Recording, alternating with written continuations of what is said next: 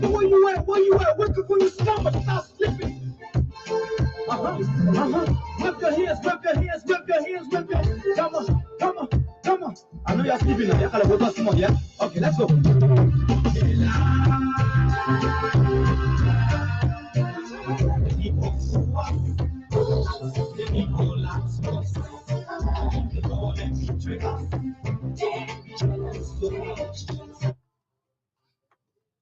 All right, so welcome to closing argument here on Truth 96.1. And then let me say thanks to Myean, the production manager. He's the one making sure that getting us live on Liberia TV and then Truth FM screaming this program live. And so for those of you following us on our Liberia TV page and then the closing argument page, and let me say thanks to Myean. So good afternoon, good morning, good night, good evening. I don't know which part of the world you are monitoring us, but this is the heart and soul of Liberia, Truth 96.1. We broadcast live and direct from Peabody Road, Pingsville City in Liberia. It is exactly 17 minutes past 9 p.m. So it is p.m. Time here in Liberia. So for those of you maybe other parts of the world, it should be the morning, or maybe afternoon, or maybe midday.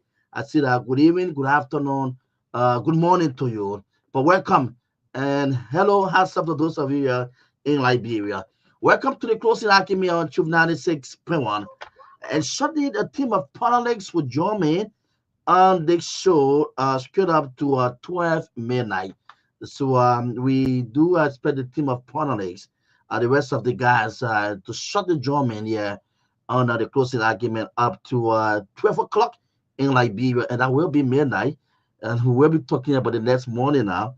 So the show run for 9 at this time here in Liberia to between 12 to 1 a.m. So right here. So welcome to the program closing argument. Today mark Wednesday, the 11th day in the month of December. Today's the midweek edition for the program.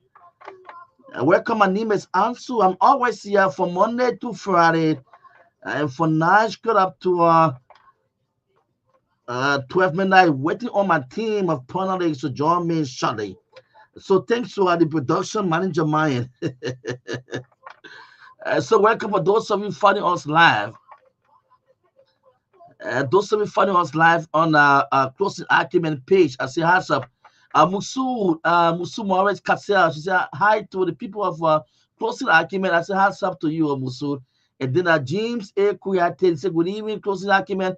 Family, I'm watching from Peabody Road. How's up to you, James, from the Hammond Fee community. How's Sata M. Miller? She said, good evening, closing argument family. I'm watching live from the Soul Clinic community. Good to be on this show tonight. Welcome, Sata M. Miller. Welcome to the show.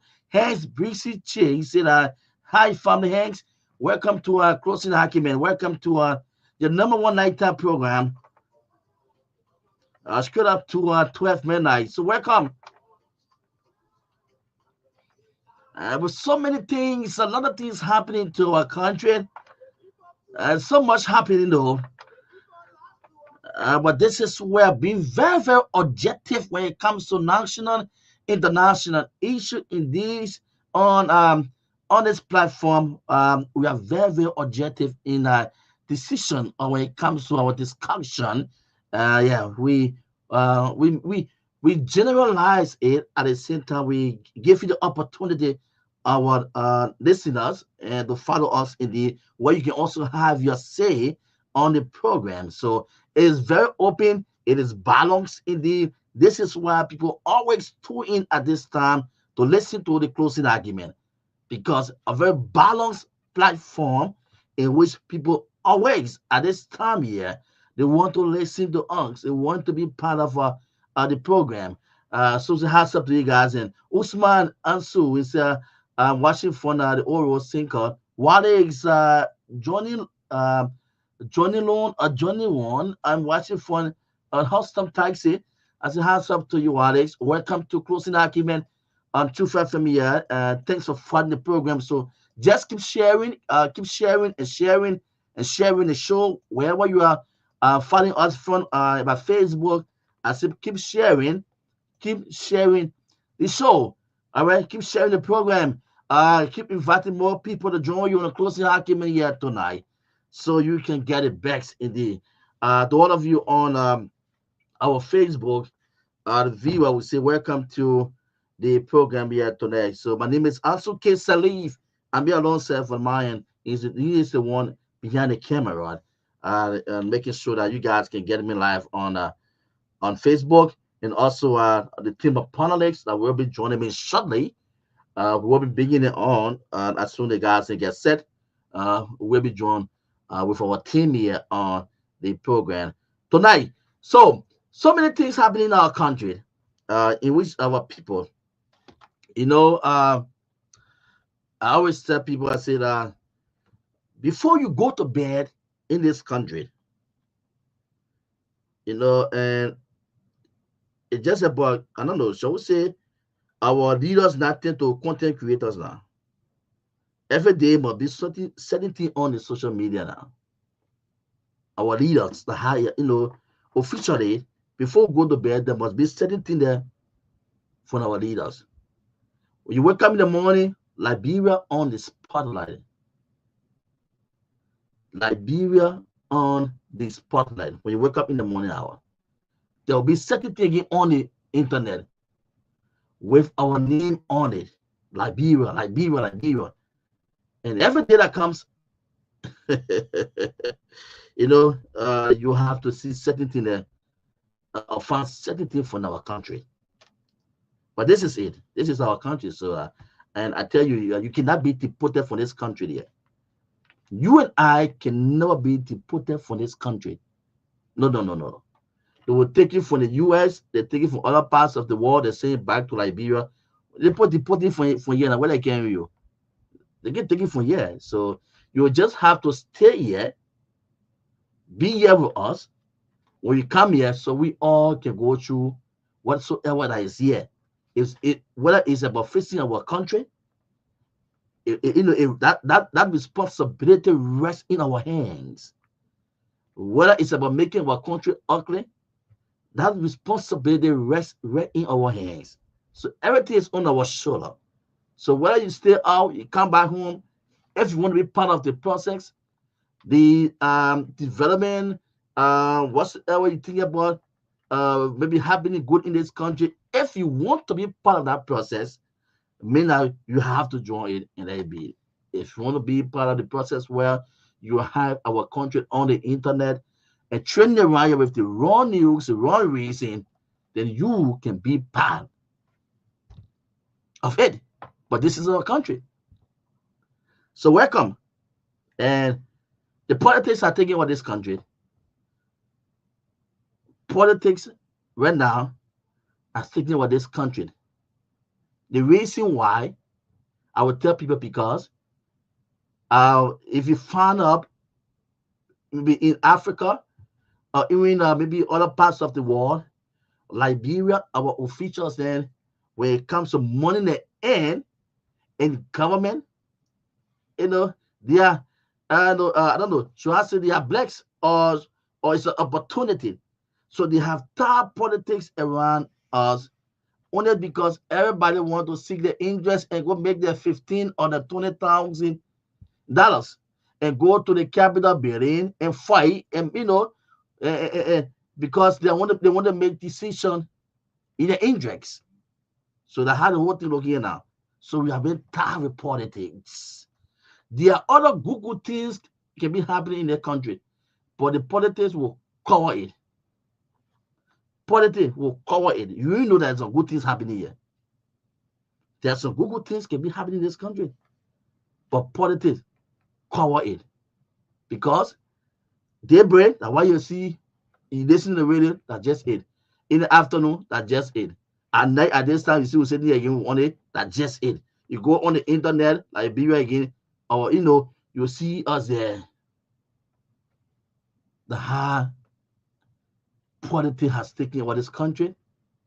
And our leaders, they are so much into it and enjoying it because they feel that they're where they are found to make money. They're where they see that money is. Oh, yes. This is why when you see someone else, they leave government, they go so down. You can see them so eager. You can see them, you can see the uh uh uh you can see that grief in them about getting back the government job because why? They cannot just live without it. The free money, the free life, everything free. So if they just leave that office, you can see that the guys can be so tested because they're where they have the free money. So everybody now want to go and get it.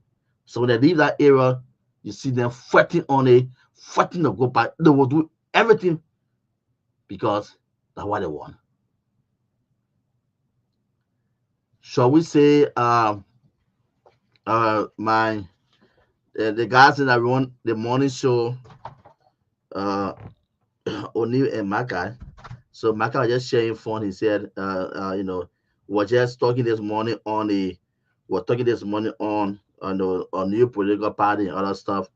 In the corner, there's a new established political party in the corner. So he said, what I just cracking that joke, we were just talking about it. And after they left the show, it go 2 hours, 2 3 hours. People started entering in his, in his inbox. Can you please help me with that political party number? Can you please help me with who's the chairman there?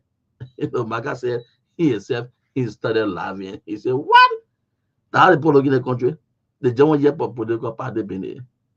You see everybody going there because you see that they're where the money is about politics." Today we quiet down a little bit on the speakership and other stuff at the Capitol building. One thing, the whole thing that happened at that Capitol building already, ready. There was someone was just monitoring for the Liberian people. The Liberian people were just going on with their normal activities. They were just going on with their normal business and other stuff. While everything was just happening in the Capitol building. The Capitol building on fire. When Liberian said they tried to water side to realize they don't want to know. They can't want to know nothing. Come here, traffic, do it. They kept up being the put everything was just happening there. That's tell you that for there I understand that the people have reached to a point now where they feel that no more I'm going to get on that street anymore to say I'm going to protest. No more I'm going to panic anymore. No. When time reaches, we just go to the bus. That time reaches, we just go there. We're not letting you put it inside, it will take you off on there. Simple. That they're doing the thing now. The people have reached to a decision where that there's no more fear. No more fear. The people, whether you see people when they're running for coming running to go park their car, people running to their children, maybe the school campus and other area to go get the children out, market people there, get confused and start parking. It's not happening anymore though. The people money can be selling. They just waiting. When that time reaches, they go the plan, they put it inside the tea off on there. So they get that anymore. They are resolved into a point where now they know that it's no more about going that go protest. Should I go protest for 1 minute to maintain a position and get a 1 point some more million? Is that what I'm going to protest for? Should I protest, going after my son and should I go there and protest because of someone? No. Since I hate the decision of why maybe they will carry on, I will wait 2029 or whatsoever year that will come. I will walk there and take it on. Simple. But how the people have made up their mind. So you stay on that road, you come on the social media, and I'm calling on all. You call on everybody at your business. You have your press conference, I'm calling on all at your business. Don't feel that you don't have the supporter. Don't feel that the people do not think that the people maybe you don't have that follower anymore. No. It's just that they are just tired. They want to stay now. They are, this country went through a lot. They don't want to see themselves inside it anymore. So they'll just wait. The ballot box is what will decide for them. Nothing else again. Nigga me give that say hard time. So don't even say according on all and this that with the power invested in you, all I want is not happening anymore. The old man tired. The young people say tired. The young people have seen themselves way beyond. They fighting all means how to get back, to see how best they can try now to match all the people out there. The guys from Kenya, the guys from Cameroon, the guys from Ghana. You see other young people on the international platform, flying up there with the country flag. You think they come to be behind you all day? No, no, no, no, no, no. The children self just setting. When the time reaches, they go there, they take it off. So the whole speaker thing are going on at that Capitol building. That what happened? The children were just the public were just just resolved. I just saw that at the end of it turned the way high. It turned out about ugly way ugly saying. But for the beginning of it, people should have listened. People should have know that it's not in their favor. It's not in their favor. It's not in their favor. These two political parties we have in the country, the CDC, the UP, it's just the two top teams in Europe. This seesaw battle, how it would just be. In your sense, UP, it moved, CDC, it just got Caesar. Only the same Liberian people, each of the same two parties can make the decision. Because there are other good people can come to us and say, I want this position too. There are other good people can come. And we can slide it up. We can get in a course shoulder. There are other good people that can come. A good character, come with good platforms, with good mindset for this country. But we can just slide it out. Because we have the two people in our mind. Yes. So this is why we keep faced with the people there. We keep faced with the problem now. We can bring the problem on ourselves. We can bring the problem on ourselves. We can go. The one when the speaker saga, the speaker saga going on, and I go on the social media, I see people there posting, people there, saying this is the time for and for the opposition. This is the time now for the opposition to come on, especially the leading opposition political party. This is the time now the CDC have to come out. This is the time. Oh, you don't know that you're making a decision at that time to you're going to reach this point. So you don't think that the other people are supporting to the title.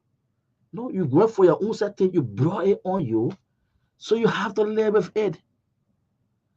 You have to live with it. We have to go with it. See what happened at that Capitol building. People they are fighting on speaker position. Speaker position that we're going to make no impact in the life of the common Liberian people. Because they are fighting there to get to a position where they will feel that when they finish with your budget, when they come out from there, some of you be working the street, you just drive, they say, "How get that person?" The way they want to take full control of it. That's your interest. You get no part of play inside here, bro. You get nothing to do inside. When they take control, where they want to oversee your budget. Some of you will be walking, you just drive on the street.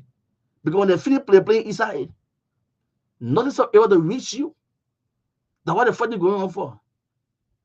See that fight.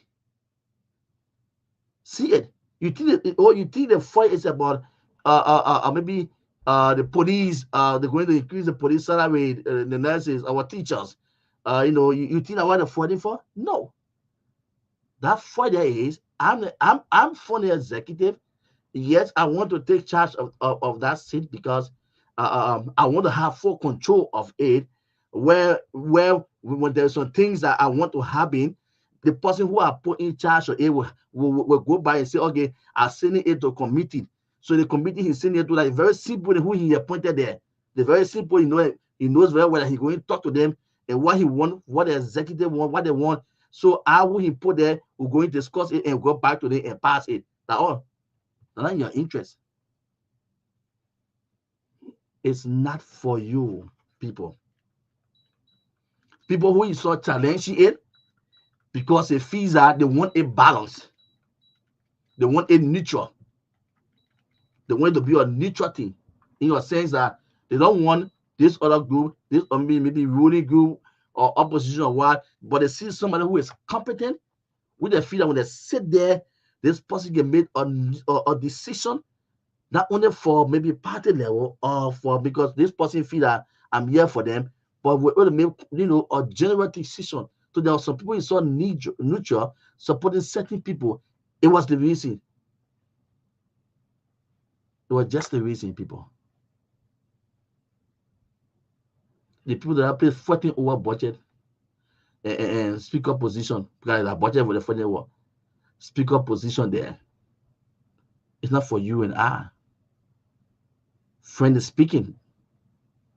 Then the common thing that is embarrassing, or the small thing to impact the life of the common people, is not being looked after though.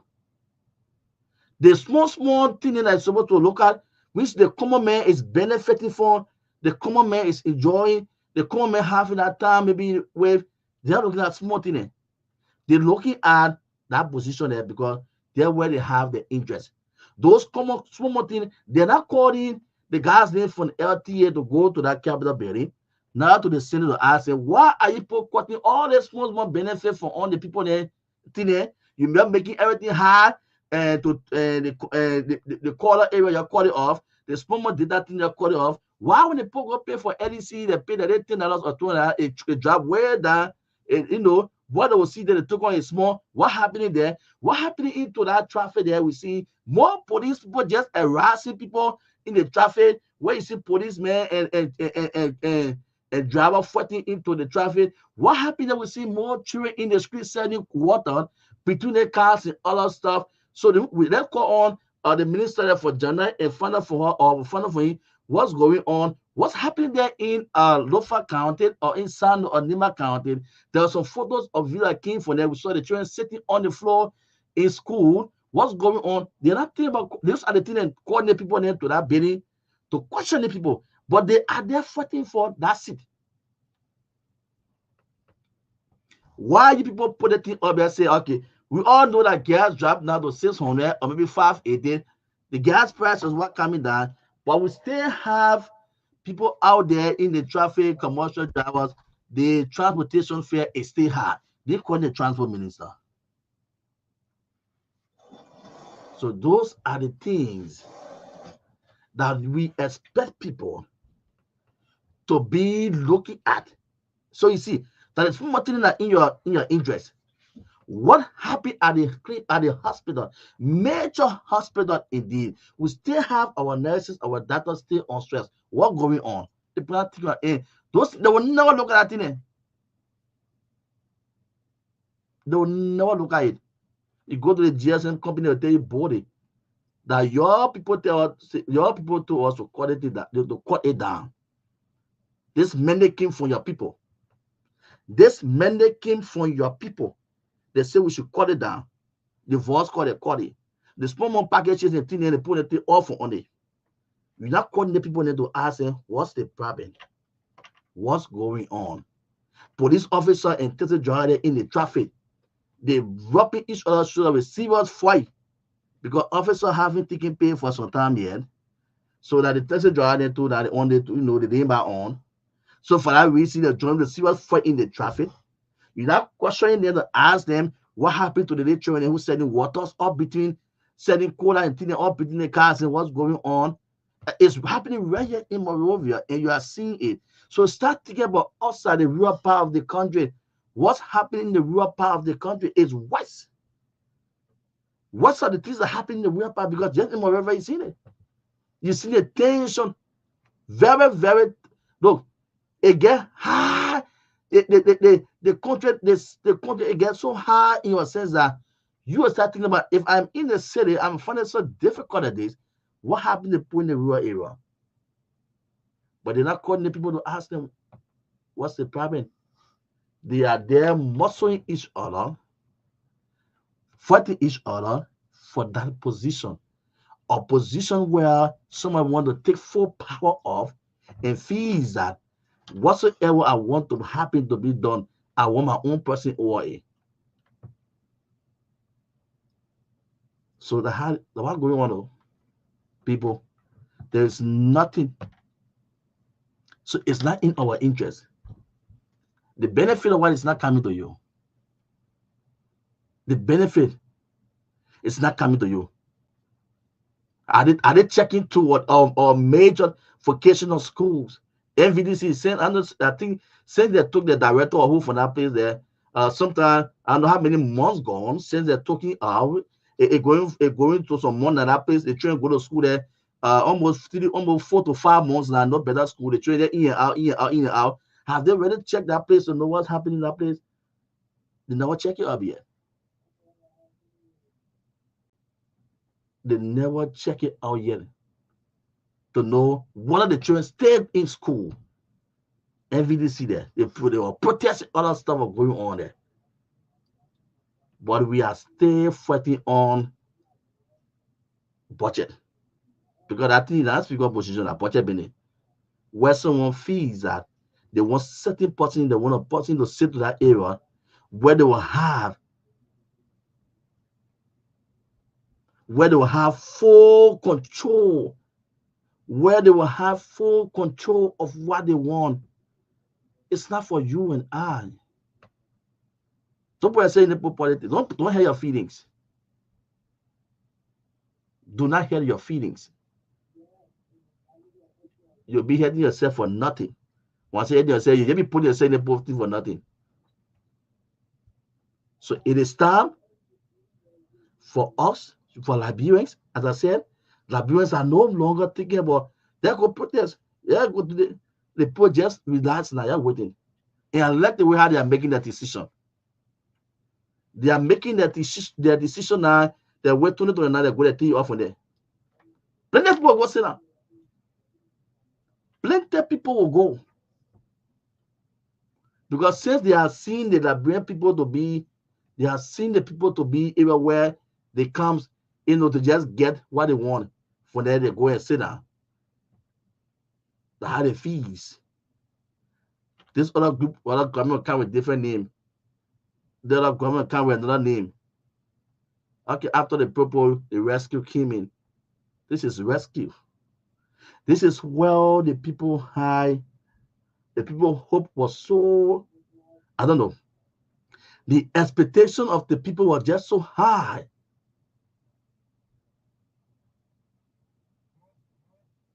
The people hope was just so high.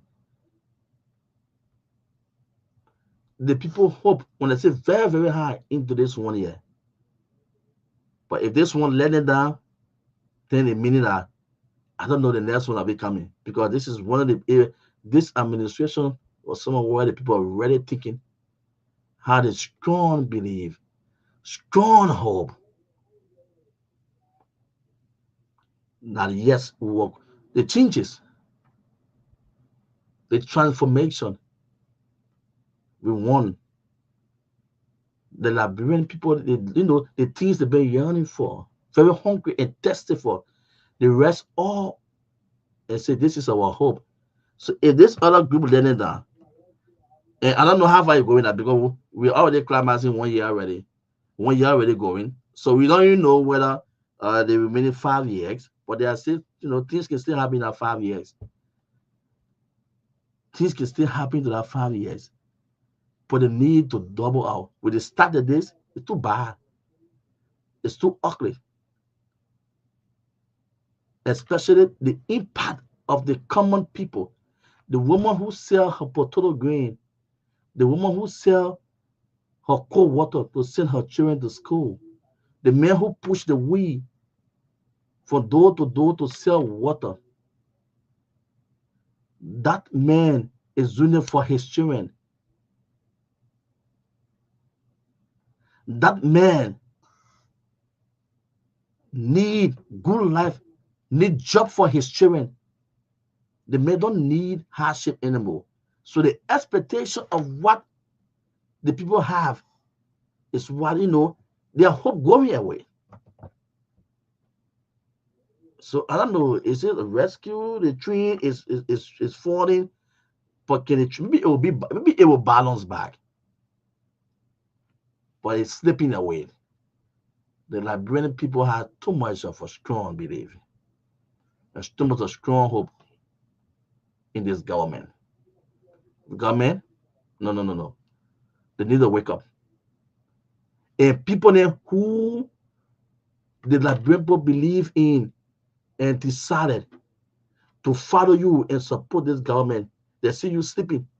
This is why whenever I sit there and always talk about the senator, whenever I sit there and people saying that they don't, I said, they don't, you one person in which the Liberian people, they saw you got up from the beginning, from the start of the past government to the end, you condemn and you use all the best of wars. All the best of wars, you are using it. Where are you today with the current situation? You and the guys into the LTA, you guys can meet the weekend, your night glasses and other stuff and things. Are you thinking about inviting them over to tell them or to ask them what's the problem, LTA? All the people, small bonuses they have, the people they call all of what you told the people. Are you calling the LDC people, the consistency of LDC being very stable? The people stay challenged with it. What the problem? Are you calling them for LDC to find out for LDC people what happened? Somebody go pay their hard $10 to go buy current or get current. They call it the customer. Are you thinking about calling them on board to find out?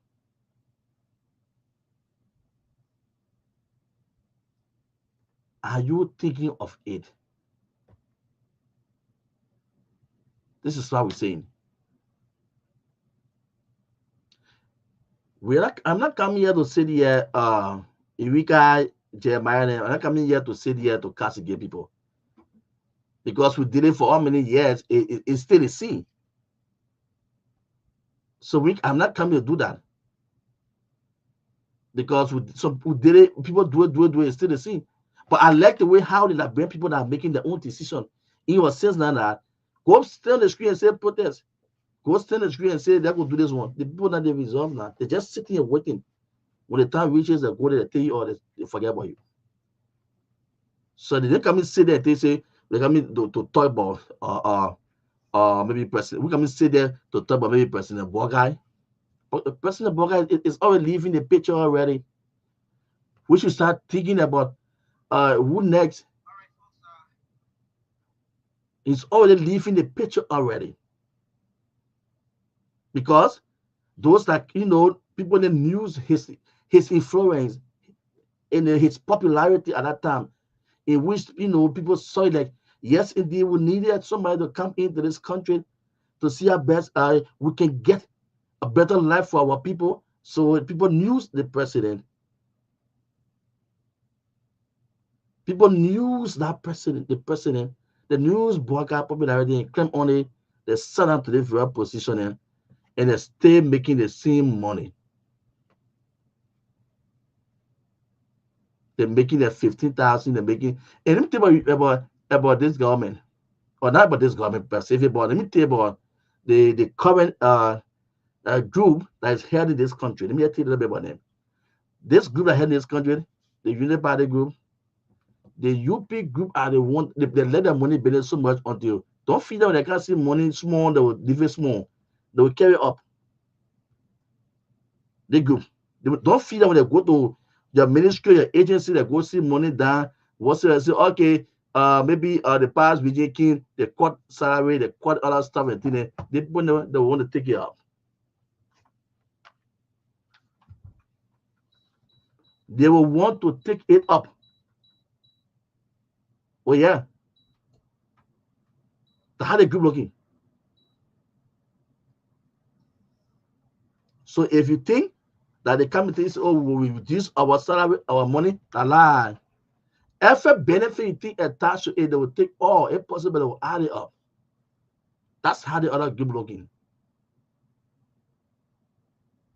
This is why you will go to call the people there at LTA, to call the people at LDC, to call the police box to find out. See in the traffic, go through the data, go through the traffic, see police and taxi drivers in serious fight.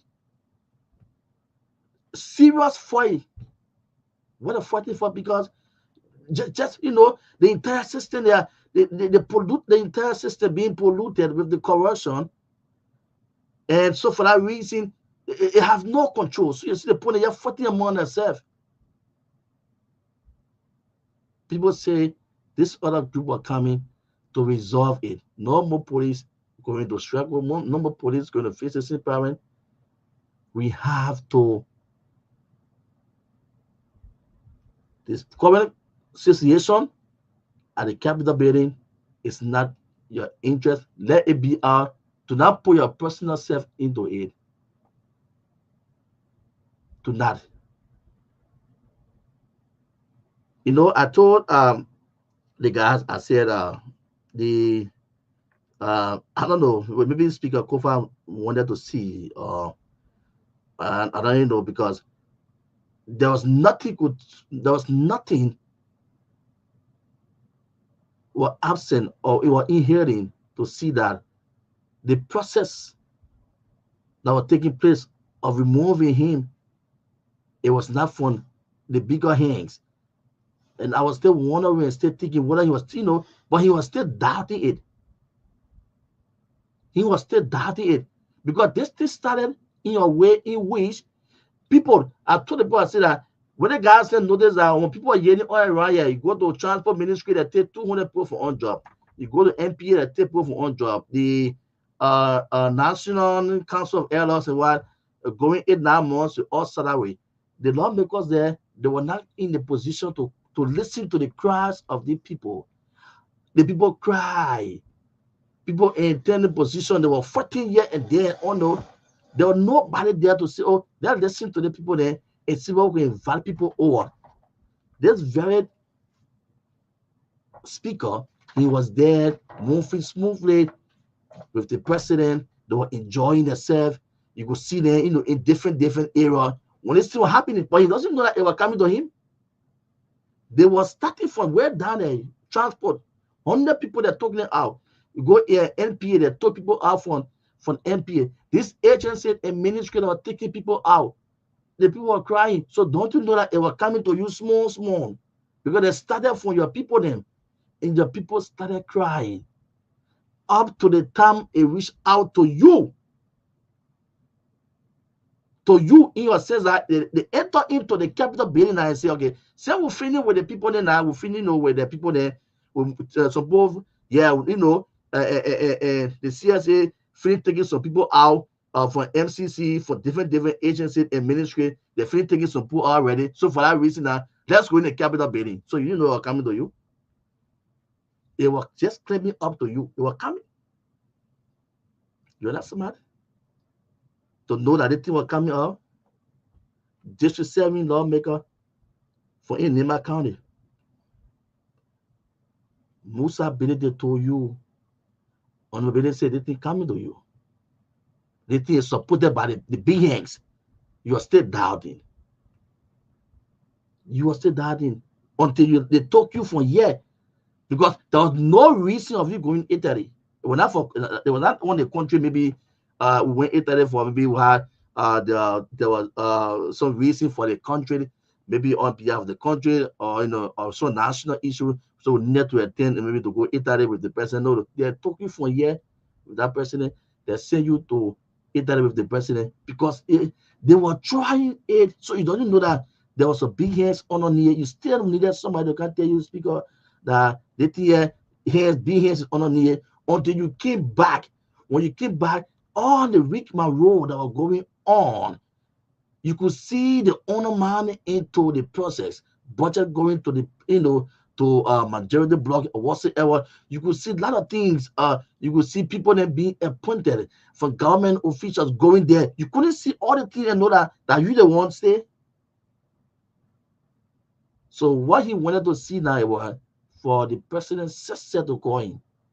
President Boga says the coin and say, say and I call it and I do all the thing here now today, man. And he not still want to see it. Let me coin him and tell him, okay, my man, why can't you do this now? Why can't you forget about this? Let me call him, says it. Because it started living out to a place where the country started getting, and that day when I stopped having at the capital building, the country got dark. So the president saw it like this year, it's trying to get big up. So let me show my face, Google and tell him, say, oh my man, why can't you pack up on this thing? So it was a time you should know that, oh yes. So all the simple men telling me that be here to honor this thing. It was the be here. The people have to put someone into their place. They have to put someone there where they feel that they have control over you. The control they want is that they want to have control over the budget.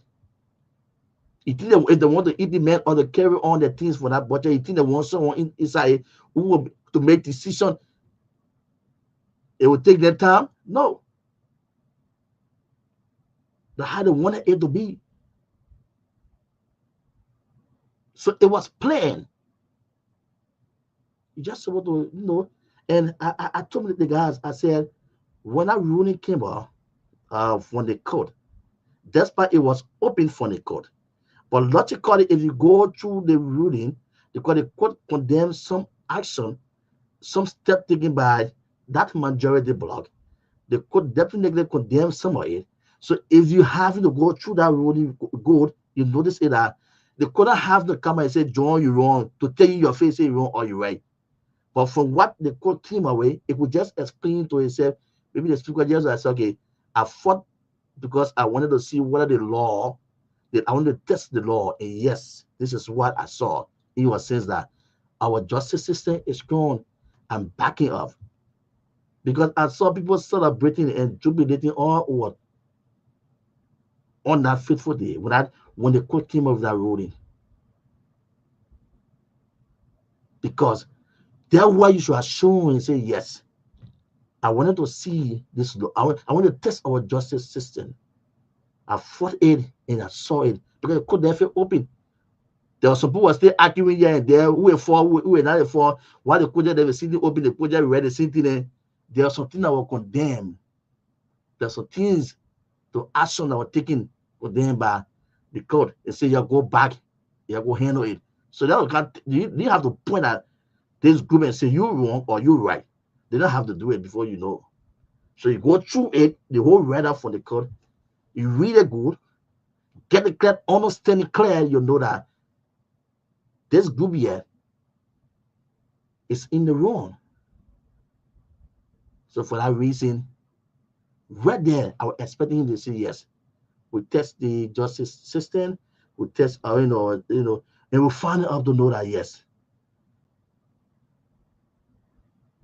But to stay continue. So even today or tomorrow, if the speaker come and say, oh, yes, I'm backing off, I resign, so on, everybody be dated. Because the people still carry on their normal activities. The people still carry on their work. The people working with the people. Exactly, they're working with the people. So what you do? So people, so on, everybody be dated.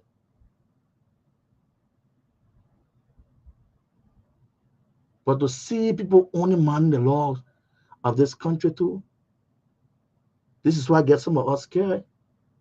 Because they're not even honor man the law, abusing the law of this country.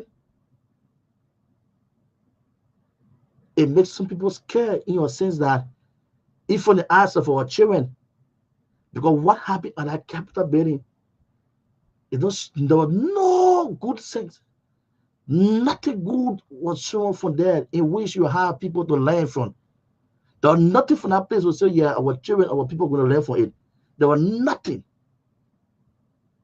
Those things we hear that way back, people can overthrow people and other things, undermine people. People just hear it, the trainer just hear it way back. But they see it, then what happened at that time? For someone to be in the office and see a group of people living right there and say, we forcefully going to take the person out, that kind of broad day stuff they carry on. It's too awkward to our country. It don't show any good sign to our country.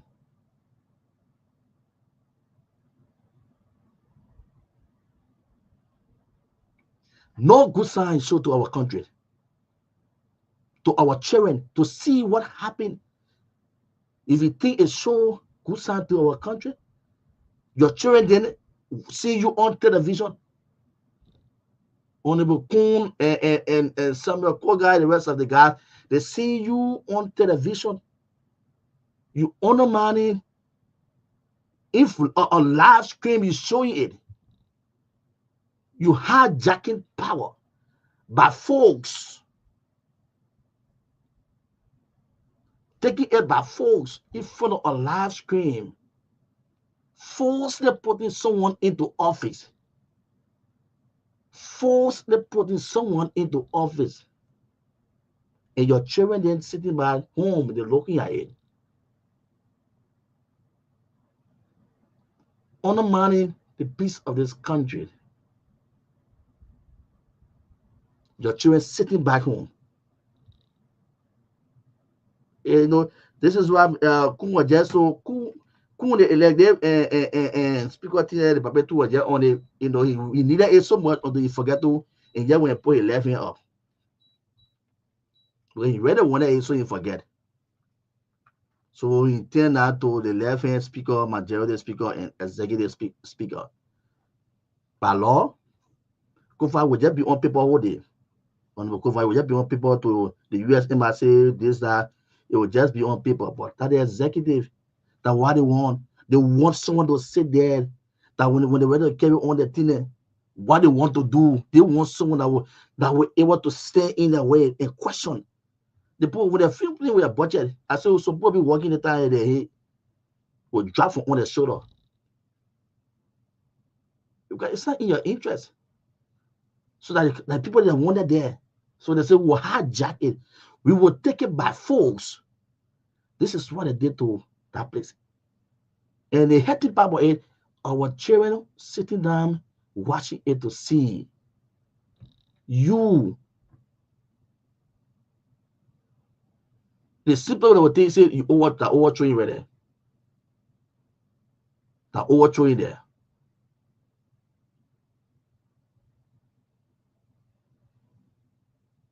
That's what the people say. That the simple way the children say that overthrowing. Oh, Papa, you overthrow your friend. Oh. Because we say, how will you sit and explain if your child come to you and explain to say, I have this problem in my organization or in my team, and I know we're fighting hard to come up to one understanding, but we haven't come to one understanding yet. So my team and I will still fighting it. How will you feel, or what will you tell them that your team, do you guys have any rules and regulations? Because why you tell your child, do your organization have any rules and regulations to go by?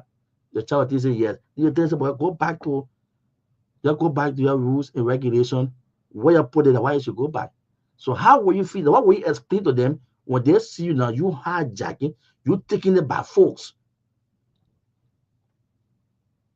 So what are you going to explain to them? When they think well because we want to get a certain position and get money and arrange ourselves. Because it's not for the Liberian people. It's not in the interest of the people. It's not about telling us why the LEC will leave certain hour. It will come back certain hour of the day. That thing they're doing at the Kehleboe Building will not tell you. They're not telling about why you go buy your LEC. Your token, you go check it, you pay $20, they cut it off. It's not what they're going to tell you. It's not what they're funding for at the Kehleboe Building. No. It's not going to tell you about transportation fare. To see how best we can try to open our country and get in more of the buses, the public buses that will come in and reduce. It's not what the fight going on for. So we talk this thing here, we bring the attention for you to know that when the time reaches to make decision again, it rests on your shoulder. It rests on your shoulder. That house shows to us in a short time that they have been the problem to Liberia and stay the problem to this country.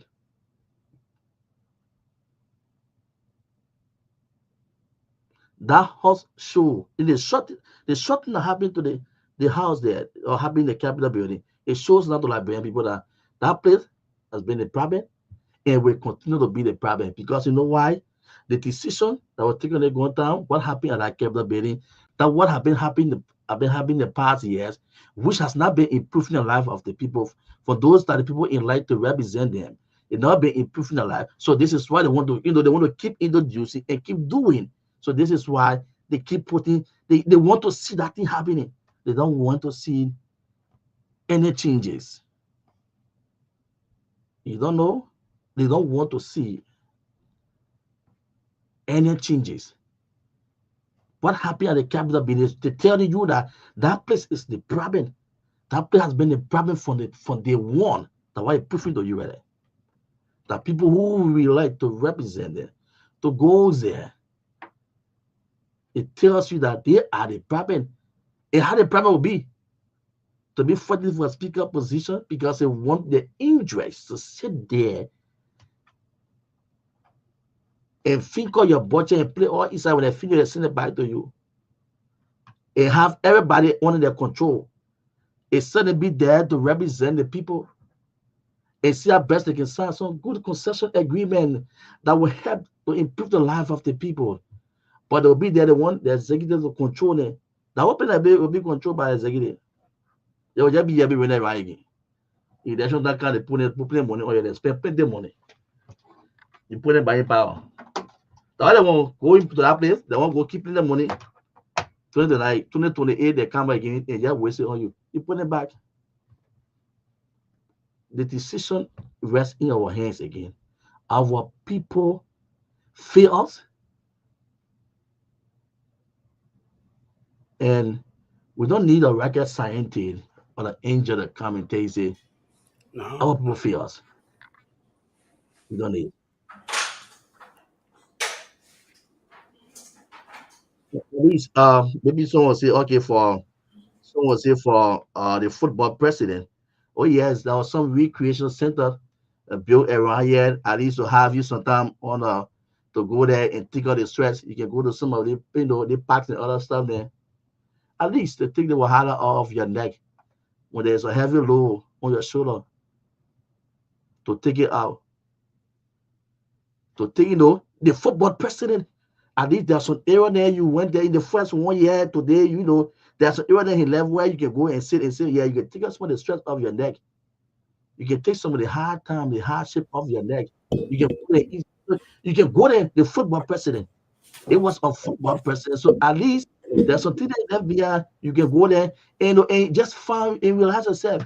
But now we brought in, should I say, agriculturalists or what? So we're going 1 year.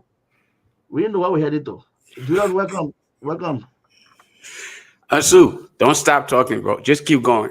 Look, where I'm at right now, I could literally just lay down and enjoy you. Please keep talking.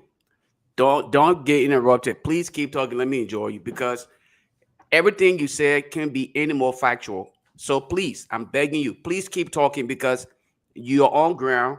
You see what is happening. You know what is happening. You're feeling the pinch. Nobody can say you're making up all of these stories. You're highlighting the truth and nothing but the truth. So continue to educate our people on what is going on because I guess the politicians have succeeded in being able to divide our people based on party lines. So my brother, keep educating us on what is going on, tuitions, job creation, all of these things, the rescue mission. How far are we with job creation? How far are we with the provision of quality education? How far are we with security, healthcare? Hey, let me keep quiet and listen to you educate us on what is really transpiring in that little tiny Miami. Go ahead, my brother. I'm enjoying you. Yes, Judas. And again, I say welcome. So, Thank you. sometimes God will tell our people these things they will bring it out so they can know that things are unfolding. We don't need to go far out to look for it. But right under us, we can see these things that are happening. Right under us, we see this thing happening. This is why I was just telling few of those are following us online. I'm saying I'm not coming to criticize or talk against. No. I just come to present it to you that you will see. If you see reason inside, you listen. If you see reason, you pack up. Because some of you love people so much that Even if the person is doing the wrong thing, you stay into it. That's a bull. You put yourself into the party building. Even the wrong thing is happening, you stay say it's right. Even if the wrong thing is going on, you still want to support it because why? You put the party building too much, and this party thing is not moving this country forward. It's not moving this country forward. It's not. So you want us to put ourselves inside? Yes. To start talking, to carry and say, oh, for the other party, the other party. No, no, no, no. We balance it in a way in which we want you to see it. You like it, you take it. You not like it, you throw it away. But this is what happening in our country. We need to see it and know that when the people come back to us,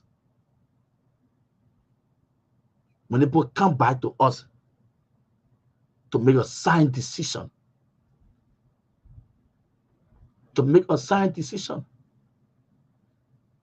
just what I was saying.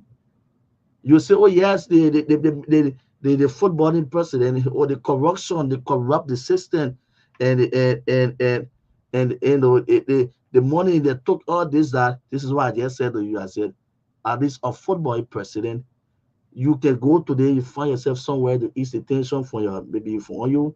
You have at the first 1 year at this time now, what we're highlighting some achievement. But making from the agriculture background, we hate it. Because people use that old man popularity to come and reach yourself. Are they checking out the LTA? I don't know. All the small things they will get Judas, all the small packages, the GSM company they call all off. This time when you put your data in your phone set before.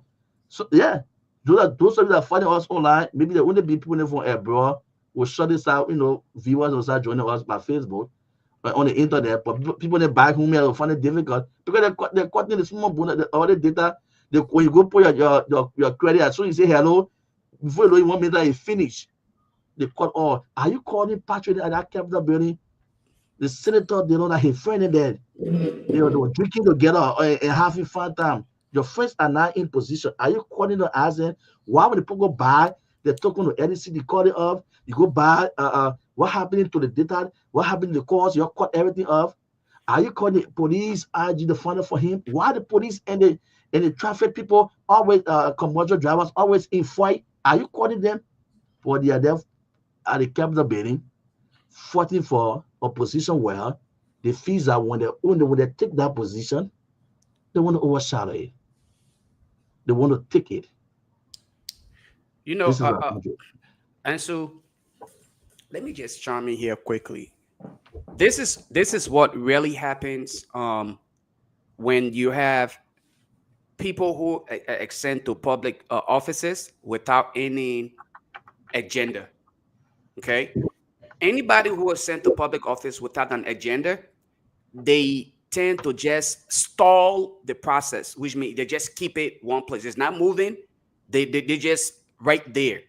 And this is what you find yourselves in today. Okay.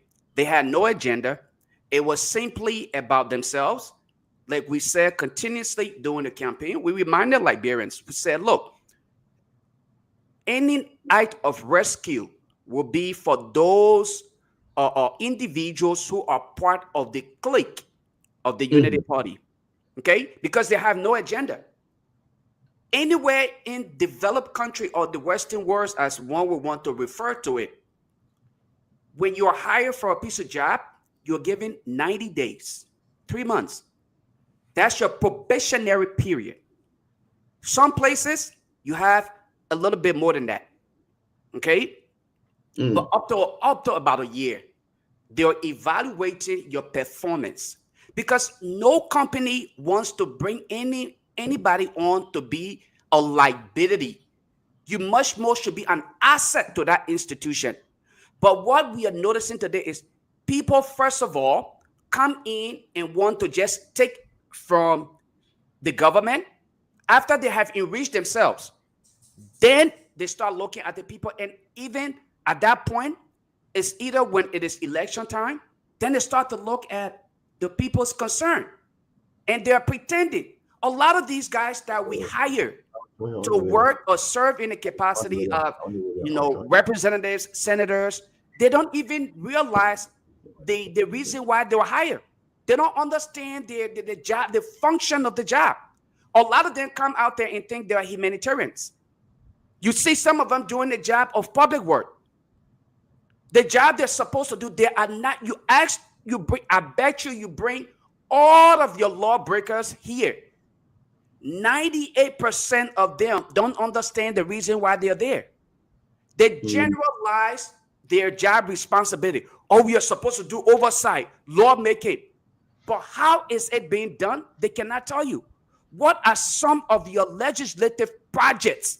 What and where have you implemented them? How are you actually applying what is needed for your people? The people in those various districts you represent, your constituents.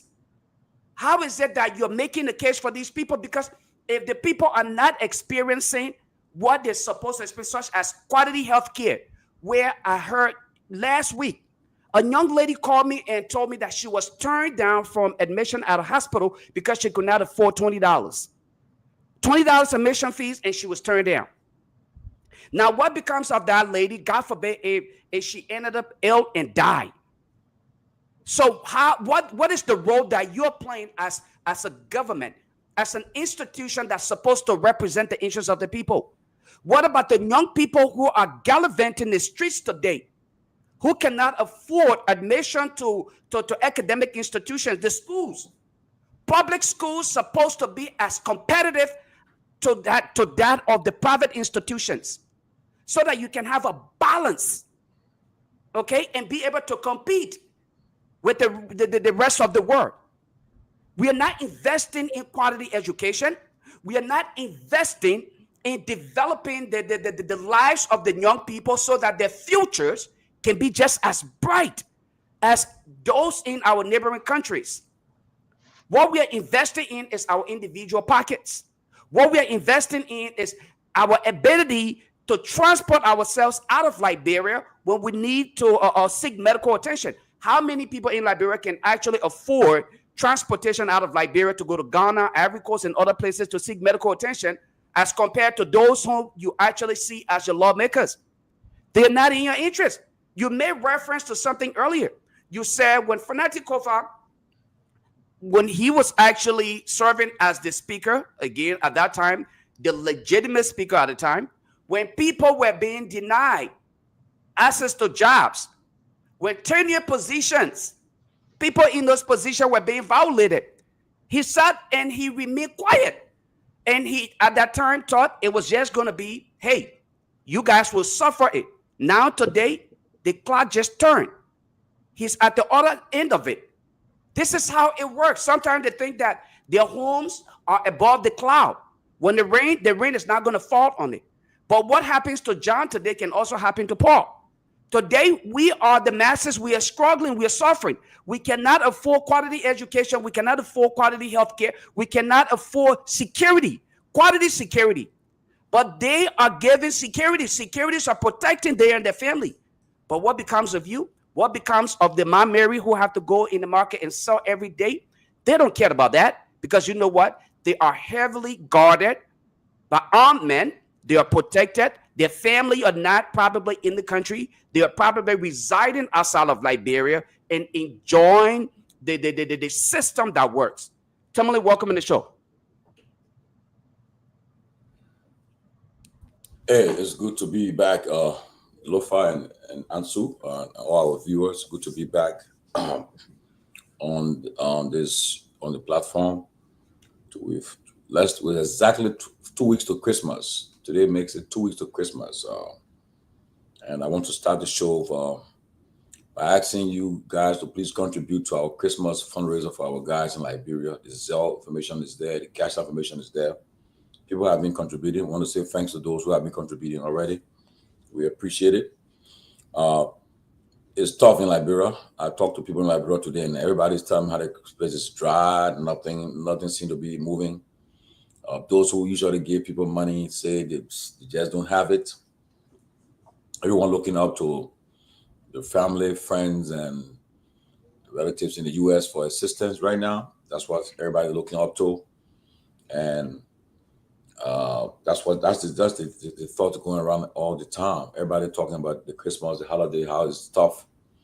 People are going through tough times, and most of us we're in the U.S. and some of you guys that are viewing, I'm sure your mailbox is packed. People asking for assistance. You got your family, you got your friends. Some of us who got moved from a large family. My mother is there. I got siblings there. I got just none of my kids there right now. My oldest daughter is not there, so she's in Cyprus. But the rest of my kids are on this side. But I got relatives and friends there. I got classmates. I got my peers there. Everybody's just reaching out for help. It's not an easy thing. Tomalin, even if your immediate relatives not there, your friends are there, it still pinch your pocket. Exactly. That's the problem. I should be leaving for Liberia on the 13th of which is when the 13th. I should be leaving for Liberia on the 13th, which is on Thursday. But again, it appears that I will not make that trip because of a lot of stuff going on too. But I'm still wishing they can allow me to go. But it's tough, and that's why you see us asking you to please come to our rescue. These guys are in the studio. I've been there before. I know where they live. Ansu, who's in the studio right now, Ansu live more than an hour and a half from the studio. He has to after he leave from there 1 o'clock in the morning. If it's raining, he end up sleeping over there, and then gotta get us in the morning to go home. The other young boy, Myean in high school, he comes from school, he goes to the studio there. The technicians that keep the generator, keep the place, they make sure that we are on live. They are there too. The security that take care of the gate are all there, looking up to us. And so it's not an easy thing. That's why we want to really bless them. You guys did it last year. We did it 26. And we know we can do it again. We are getting contribution. Like I said, $5, $10, whatever the case we have. Please be a blessing to our friends in Liberia. They are doing a great job. It's not an easy thing. And they leave right now. It's about 10:23 in Liberia, and they are there. And they'll leave from there by 1 o'clock in the morning. They'll be going home while we are relaxing on this end. But please, let's help them. And if you got $5, $10, $20, don't be ashamed. They say every drops will make it, right? And I mean, no problem. Give your widow's mite. Anything you gave will be appreciated. Will be appreciated. But it means a lot. It means a lot. So the Zelle information is there. The cash information is up there. Please contribute. Even ourselves will making contribution too. Other us on the platform making contribution. Yesterday, Dr. Professor Kennedy made his contribution towards this same fundraiser. Everybody making contribution. So please let us come to. It's not easy. It's true. People are going through tough time. It's not an easy thing. So please, and also to our Decembrists that are in Liberia, please, y'all cut that morale, your stuff you're doing there. Y'all embrace the people, help your friends. Don't be wearing thick socks with slipper in the hot sun, with towel around your neck, with water bottle in your hand, and you got somebody holding your bag behind you. And then you wearing these jerseys and so forth. Don't do that. May help the people. And I watched I saw one of them doing it today.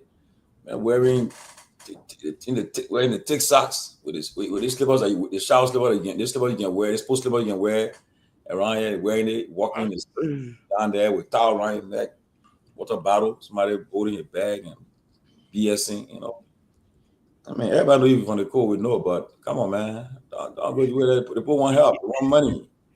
Tomalin, my dad had a saying. He would say, the blacksmith in the town, if you're good at what you do, you shouldn't have to go sit on the mountain and tell people that you're the blacksmith. They will already identify you and know who you are, and they will come in order for you to. So people who often do those kind of things and act like they have it, again, That's how boastful some of us could be. And like I said, people always want to pretend, and that's why our people back home don't understand sometimes when we say to them things in America is not honey and butter like some of our people portray it to be. Some of them that come out here, work all year round, save a few dollars, and go back out there instead of them just being humble and live just normal day-to-day life, something that they would have been doing here. They're acting that they look untouchable. Mosquitoes can bite you, flies not supposed to touch you, and all of these things. But my thing here is, I'm not gonna get into that. Some people, again, if you behave that way, you shouldn't have to. If you are who you are, you really shouldn't have to put yourself on that pedestal because people will see and know who you are. But if you're out there acting like you're so overly Americanized or you have just, modified, you're acting more than the Caucasians themselves. The Caucasians who will go to Liberia and humble themselves to learn and live our culture, adapt to what the people are doing, and try to get into it. You're acting like you're far better or beyond them. Come on, Malo. Lofa. Yeah. Whenever I go to Liberia, I have an account at how do you call it, bank, UBA, up Broad Street there. So when I go there, right now I know the washing. Right now I see the washing. The woman that can sell a kobo when you go up a little bit up the hill. They said to get a kobo shop there. So when I go there, when I do my transaction, so I got some friends in the bank, some girls, some guys there. When I go there, I lecture with them small. Then they go and eat lunchtime. They go and eat and they say, oh, "Man, we coming back. We coming back." So I came downstairs. I said, "But what they put?" They said, "I said, what they gonna eat there?" They said, "Right in that hole there." They be there. I jumped there with them. They said, "Oh," I said, "Come on, man. Eat the beautiful food. Eat the food."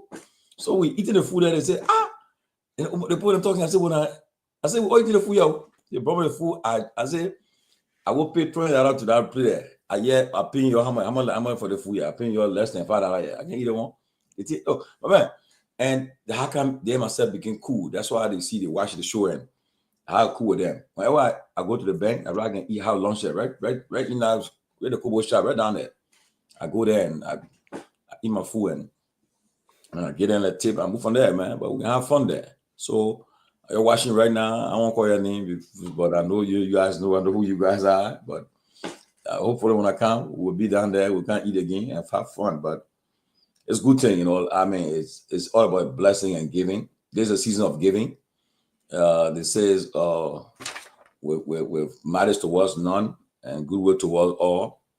There's a season of giving. Christ is the reason of this for the season. Let us open our arms and help those in need if you can be a help to them. But with that said, let me just recognize some of our viewers tonight. We can get this show going. Let me see who all we got here tonight. I see Nee Allison, Nee from Virginia. Wow. What's up, Nee? I see my big brother Henry Doe from Massachusetts, Boston watching. Of course, James A. Coyote Jr. from Dupo Road, Hammerfield. Moses Morris Cassell. Jeremiah Coulette from Mississippi Street in Greenville, Sando County. Wow. You see, that's how far. Greenville. Jeremiah, look, your local radio station there, you gotta hook us with them, man. So they can relay our program live there too. Jeremiah Coulette from Mississippi Street in Greenville, Sano County. I'd like to hear from you, Jeremiah. I'd like to hear from you guys. I tried calling the guy from Bapuru yesterday, but I think I called him. We talked, but then he was trying to log him, but we didn't get through, but hopefully we can get through. Asata Miller from Soul Clinic. Soul Clinic and Community, Hands Breezy Chair. Also, I see Jerry Yukon J. Kanga from Boys Town. That's my ambassador brother there, Yukon J. Kanga. That's my ambassador brother. I can tell right away. My ambassador brother there. Usman Ansu from Oro Sinker. Yeah, Usman, when I'm in Liberia, I always stop on the Oro Keyhole. Wallace Johnny Lone from Houston, Texas. Diamond Gondo, watching from Yikipa. Wow, Diamond Gondo. Oh, I was in the day Joe Biden and Trump had the first debate. I watched it from Saniquale. I watched the debate in Liberia. We got Brian Brown from Des Moines, Iowa. My big brother, Lawrence Besio Sayer. Now, Lawrence Besio Sayer, this guy got a root bottle, man. A root bottle, the guy got it for all purpose. You get malaria, you get COVID, you got any kind of illness. That root bottle the man can fix will take care of it. You boil that root on it, all the sickness will go. I got 2 from him already. And I love it during the winter time because it's very good. So, big brother, I still got the 2 bottles you built for me, and hope you can bring some so we can show the people. Hey, that's a real medication, real African herbs. Yeah, so check on Lawrence Besio Sayer. He will give it to you. I see Jose Nelson, Gilbert and Lewis. The arguments can never close, Gilbert. The argument will be open till the next election. Will continue until we get tired.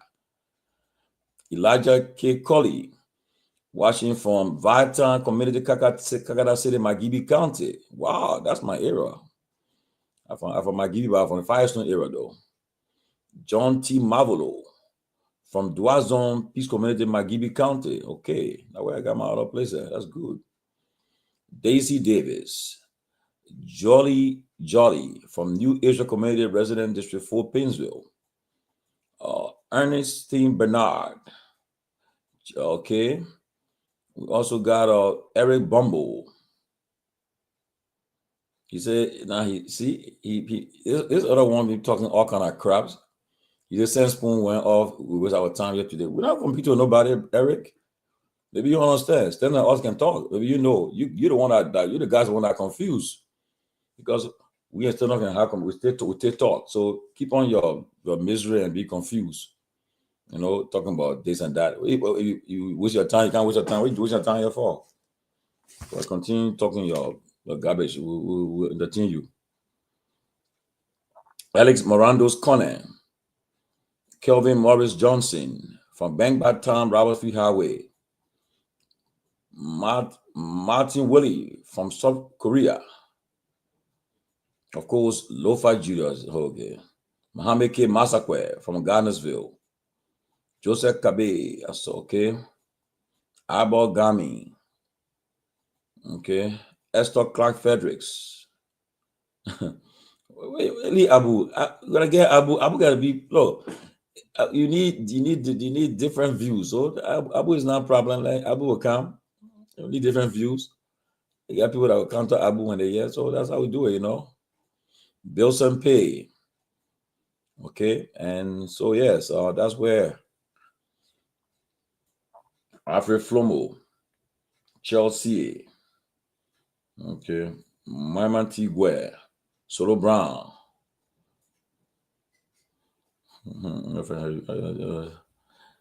Garment Gifler. Oh, this Garment from Georgia. Asata O. Dawson from Maryland.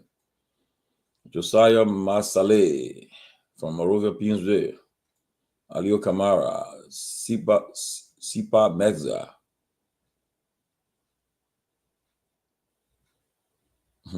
He asked me, he said, when I was sleeping can 2 Firestone. So now, what should I go sleeping can 2 Firestone for now? To prove what? You're too funny, but to prove what? To say, oh yeah. No man, I'm gonna tell some funny thing to. When I was sleeping can 2 Firestone. I slept there in like Broadway when I came to the States, brother. Why should I sleep there for? Come on, man. That was something good. Thelma from North Dakota. Joseph Sumo. Of course, the CEO himself, Alvin Logan. The big boss, that's the big boss there. Alvin Logan from all the way Indiana. That's the CEO there. That boy, he's an employer. He employs people. You got people working for him, signing people paycheck. That was a successful librarian there in this country. I'm proud of him. Alvin Logan. Daniel Laval from Exton, Pennsylvania. That's where my doctor's office is located. Robertson Tia from Louisville, Kentucky. Of course, Marty Power Rogers from ATL. What's up, Marty? Yeah, what's up, Marty? Philip Ketty from the UK. Of course. Jallah. Jallah got big money. Yeah, he said my match every dollar. Jallah, you want for to go there? Go there, man. Jallah, you got a lot of money. You're a strong rescue supporter, so I able to try. You said, Jallah. But Jallah, on a serious note, Jallah is critical. That's why Jallah, he can blast at us, he can do anything, but Jallah is very supportive of us. He be one of our regular guys on this platform. He's always here. He could be watching Spoon or anywhere else, but he's chose to be on closer argument. He can come and defend his cause. I respect him for that. And that's what I like him for. Jallah is somebody who I've not met him before, but I respect him. He has his own independent view, and I cannot take it from him. Moses Dennis from Burlington, New Jersey. Kabet Nangbe from South Dakota. Josephine, Franklin Yaba, Brian Brown, Bobby Moses, Evan Davis. I mean, the plenty here. Doris Cooper, wow, David William, oh my God. I'm a big brother. Okay, Jerome Gilman. Okay, that's another big brother there. Jerome, you gotta come. We need to hear your perspective on issues, man. You one of the guys I would love to see on the platform one of these days to sit with us as a guest panel. Let's talk about the issues from Miami, Florida. Yeah. Okay. Lauren Saya. Jerome said he wants some of that route. So you gotta hook up with him though. He want that route. Mickey D. Harris, Massachusetts, Boston. McDonald Gallagher. Victoria Blamo Cooper from Indiana. Emmanuel Brawl. Breakable Powell. DMV. Gabriel West. Make Gabriel West at the Doma Valley on Saturday. Me and Peabody. Strong citizen there. I'm not playing that ball. But anyway, look, guys, of course, Julian Ho. And I also see my big brother, Elmer Phillips. That's my big brother from way back. He's in Pennsylvania too. I'm my big brother there. But guys, let's get it going. Today, the CDC expelled the deputy speaker and the vice chairman for operations, Thomas Fowler. Since the expulsion, a lot of talks going around. People are throwing jabs at each other. But we're following developments, what's happening. The president, President Guar today, I think he officially requested the speaker to took away the speaker security detail, the escort card, I think. But the speaker remained defiant. He's not going to resign. The CDC issued a strong water statement today. Oh, thank you, Mr. Gilman. Jerome Gilman said you donate $100 to us. Thank you. We appreciate it, Mr. Gilman. We appreciate it a lot. Thank you so much. But I will ask Lofa, what's your take on the story about the CDC expelling the deputy speaker and the vice chairman for operations and the county respond? What were we hearing about it? What do you think about it? Well, Tomalin, to be honest with you, this is an institution that I guess, just like I said when this whole issue of the speaker started, right? Every institution have their own guidelines. They have rules and regulations, and they have what we call the behavior conducts that is acceptable as a member of that institution. So CDC doing what they're doing today is to protect the institution. Every institution in Liberia, and this is where a lot of the institutions in the country, or I would say organizations, they tend to be more about an individual as compared to being that institution that is, fundamentally built based on the fundamentals that help brings people together. No individual in any institution should be above the law, just like in any country, in any community. No one is above the law. So if they believe that Thomas Fowler went against the code of conduct, okay, or what they believe is their ethics, I totally support the decision to have him expelled and possibly even go further than that. You know, not just to have him expelled, but I don't know if they are willing to provide to the public for the sake of future reference so that people are guarded in the not too distant future with their behaviors. I, I totally agree. I am in support of this, and I hope that it go beyond Thomas Falah. If you take note, a lot of the folks who run on different institutions, political institutions, they run on these different party tickets. When they ascend to this position, whether as representatives or senators, they don't abide by the expectations of these institutions. And it kind of baffles me as to why would they want to be a part of that institution only to ascend to power. And when you get there, you disregard the reason why you even join them in the first place. I think everybody else who was and is a member of CDC and serving in government, who's disregarding that institution, should hopefully be expelled along with Thomas Falah. That would serve as precedence so that other political institutions can start to follow these same behaviors. You will see people who they will just come and join these parties because they feel like there's a popular candidate. In the case of President George Weah, I've heard people religiously admitted to the fact that people only got to the position that they got to because of the presence of President Weah or because he lifted their hands. So in other words, you're telling me these people didn't believe in the party mandate as it is being stated or as it is often stated. The party mandate, they don't believe in it. It's about selfish individual interest. In other part of the Western world, people don't simply join political parties because they want to be a part of that institution. It is because of the idea of that institution, their mantra, what they believe in is what caused them to be a part of that institution.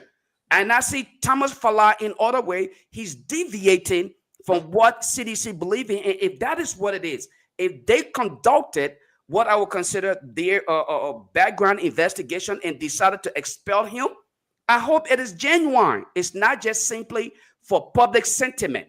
Because sometimes these things are done and then in the back end, before you make up your mind, he's coming back to join the party. I hope that is not the case. I hope he's expelled and expelled forever. And you hear folks on the UP camp celebrating. That tells you the disgruntled mind of those who have themselves in government today. They are celebrating, oh, we will bring Thomas Falah in our camp. It tells you again the mindset of the kind of people that we have given our country to lead us. Again, we cannot continue on this path. If you're part of that political party and that party goes against anything that is happening, I think it's only fair that you submit to it. Whether you disagree with them in the back, but if it's agreed upon, if it's a unanimous agreement, you must submit because that is what you're supposed to be about. Unfortunately, that is not the case with a lot of our lawbreakers or our politicians.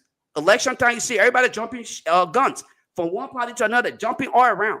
And when everything is done because they are all seeking jobs, no courage for themselves. I mean, again, that's what it is. But I think I support the decision to have him expelled, and I think they should go further than that. I want to welcome Sylvester Pewee, but just quickly, the Tomal Falah have reacted to his expulsion, but it's so long, but just few part I will talk about. He responded. He said, expelled but unshaken. He said, he responded saying that he welcomes his expulsion from the party and reaffirmed his unwavering commitment to the values and principles that initially inspired him to help establish the CDC. He further said that, this thing trouble come here. He said something here that caught my attention. Okay, he said,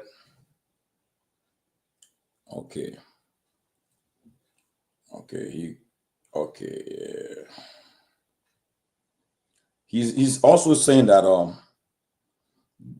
he said the people who are involved in this whole process will be exposed, and the time is coming. Yeah, okay, that's what he said. He expressed confidence that with time, the political narrative would evolve, and his critics would come to understand the true selfless purpose behind his actions. It is only a temporary phase. Eventually, it will become evident that my decisions were made not for personal gain, while the real traitors hiding within the party will be reviewed and disgraced. Well, that's the Deputy Speaker. It's a long response, reaction to his expulsion. I like that part. And so he's saying that people are in the party, they are involved, and they will be exposed at the appropriate time. We are here watching to see how it unfolds, but no, they're going to be. Look, we'll discuss all of that later. But I can tell you what's going to happen before 2029. A lot going to happen. But I will say this before I bring Robert. I welcome Robert, and before I bring Pewee. From all the news I've been hearing today, gentlemen, your mark what I'm saying. Something's going to happen. Something going to happen that will change the trajectory of our country. Something's going to happen. I'm saying it today. I've been hearing from different sources, different sides. Something going to happen in Liberia that will affect the political landscape. Anytime it can happen. That's what I can say right now. But something's going to happen. Like, mark my word. The guy said it. Pewee, Chapman, Robert, welcome. Thank you. Thank you, Georgie. I think I don't know if but the process. I listened to my brother before I get to the expulsion process. I listened to my brother Lofa. He was very right, and I'm one person I always criticize political institution versus individual. This is individualism versus institutionalizing political parties too much in the country, and that's part of the reason why many political institutions in our country have not survived. For instance, I would just go back to the 2-week party. Ever since the demise of President Torgbean and Togar, that was the breakdown of the 2 weeks party. If you try to totalize those things, you come to the realization that we headed for some serious problem. We don't have institutions in our country. It went back to the NDPL. When Samuel Doe, immediately after his demise, that was the disintegration of the NDPL. Now also it came to Chancellor, but again, Chancellor, other folks managed to pay that institution without the CDC, and they got the taste of political power. But here's what I'm saying. There's no real institution yet in our country. The institutions they are built on the individuals, and this is terrible. And I'll give a classic example. I have been following the Southern African politics deeply. You come to SWAPO in Namibia. SWAPO is a great revolutionary institution, right? And you have the ANC in South Africa, for instance. The ANC, Manimbo in Mozambique, and the rest of that. But the ANC, we have, you see, the former president, Jacob Zuma, was expelled. The former powerful youth league chair, Julius Malema, was also expelled. The ANC believed in the ideological principles, and that's why you have those institutions. But unlike Liberia, we have most of our political institutions are built around individuals. This individualism. So it's a dangerous precedent when a group of the individuals try to withdraw their support, then that is the beginning of the demise of those institutions. So it's a problem. But I'm back to the issue of the expulsion, and I don't know, and listening to what he's saying, I don't know if it's the beginning of a serious problem within the CDC. I don't want to predict that, but the CDC is now trying to exhibit here that they try to stand on an ideological basis. And we ideologue, we always believe in people having the reason to do things, and not on the perspective, on the narrow cosmetic perspective. Those are dangerous. So I think the news of his expulsion is a little fresh to me. I'm trying to digest it a little bit from the perspective of how his news unfolding. But again, I've been getting information that he's trying to spill the beans.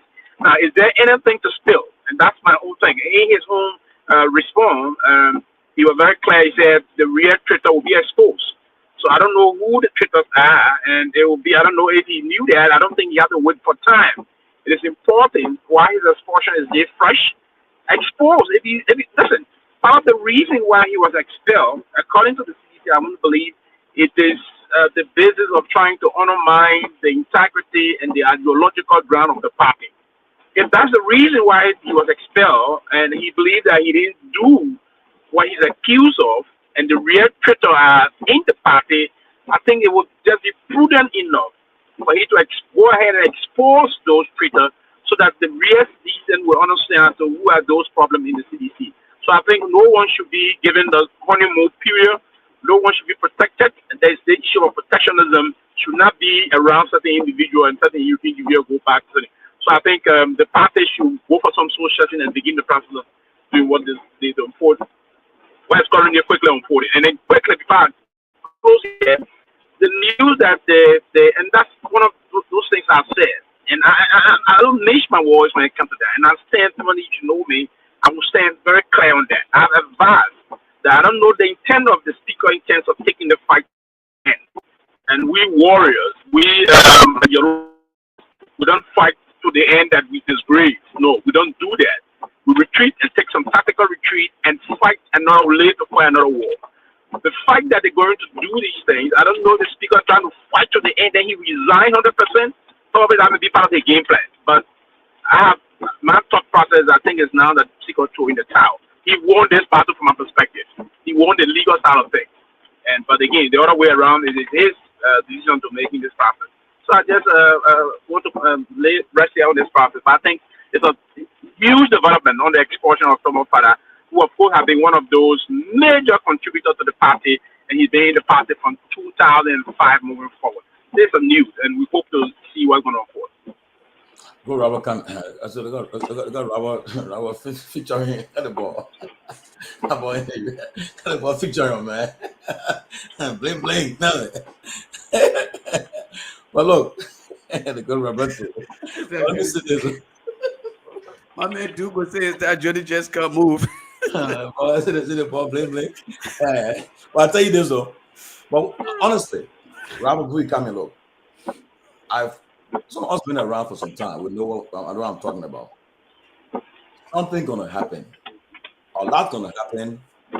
But 2029, getting to that point will be a lot of look. Some things that you hear, something you can't just talking to the public for a lot of reasons. For people, you want to put people outside there, but things gonna happen. And I can say this: the UP should not think that they're gonna have an easy ride, because it's gonna be a fight. It's gonna be a fight on all sides of the divide. And who knows? Perhaps somebody may emerge from the whole fight and be that person who will be the beneficiary of all that's happening. Like I give you an example, the COP, right? Who won the prize? Well, DeLong. From nowhere, it came boop. All the major players that was in the forefront, they don't know who became until they don't got a 9 years job, making good better money. Something that nothing he ever dreamed he was going to reach to that point one of these days. But today, I want to house. They don't live in like a fence place. Got different structures there now. So somebody benefited from the COP protest they had. They were one of the beneficiaries from that. And then also too, all the guys, our friends like Stephen Johnson, like Mo Ali and Amos Tware, how you call them? All these guys today, they have the whole life have changed. They are heading agencies in the country. Things are different for them. Okay, now they are the one in charge. They're the one who are taking care of things. But I can tell you, something gonna happen, and we should expect a lot of surprises along the way in the not too distant future. Just keep monitoring. Robert, charming. Listen, first of all, I'd like to say that I would like to give kudos to the Congress for Democratic Change. I think that, and this is the first time that I'm giving this party kudos when it comes to political administration. And I would not re-echo, I would not repeat what Lofa and Sylvester said, which I agree with. We, for too long in Liberia, have operated political parties as an individual thing.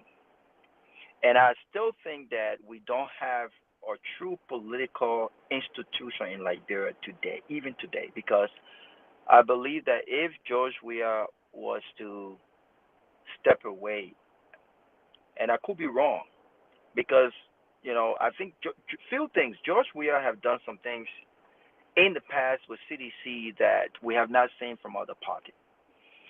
I don't know if Joseph Boakai or Ellen Johnson Sirleaf, without achieving their own political ambition, would have stepped aside or become number two under the party that carries his or her name or popularity for another person to be the top. George Weah did that in 2011. I believe it was 2011. Yeah, 2011, when Winston Tolman was the standard bearer of the party, and George Weah came at the vice standard bearer. I don't see any political party that would have done that, especially people who have led political party. You're talking about Charles Bromskin. Charles Bromskin would have never, and I stand corrected, may his soul rest in peace.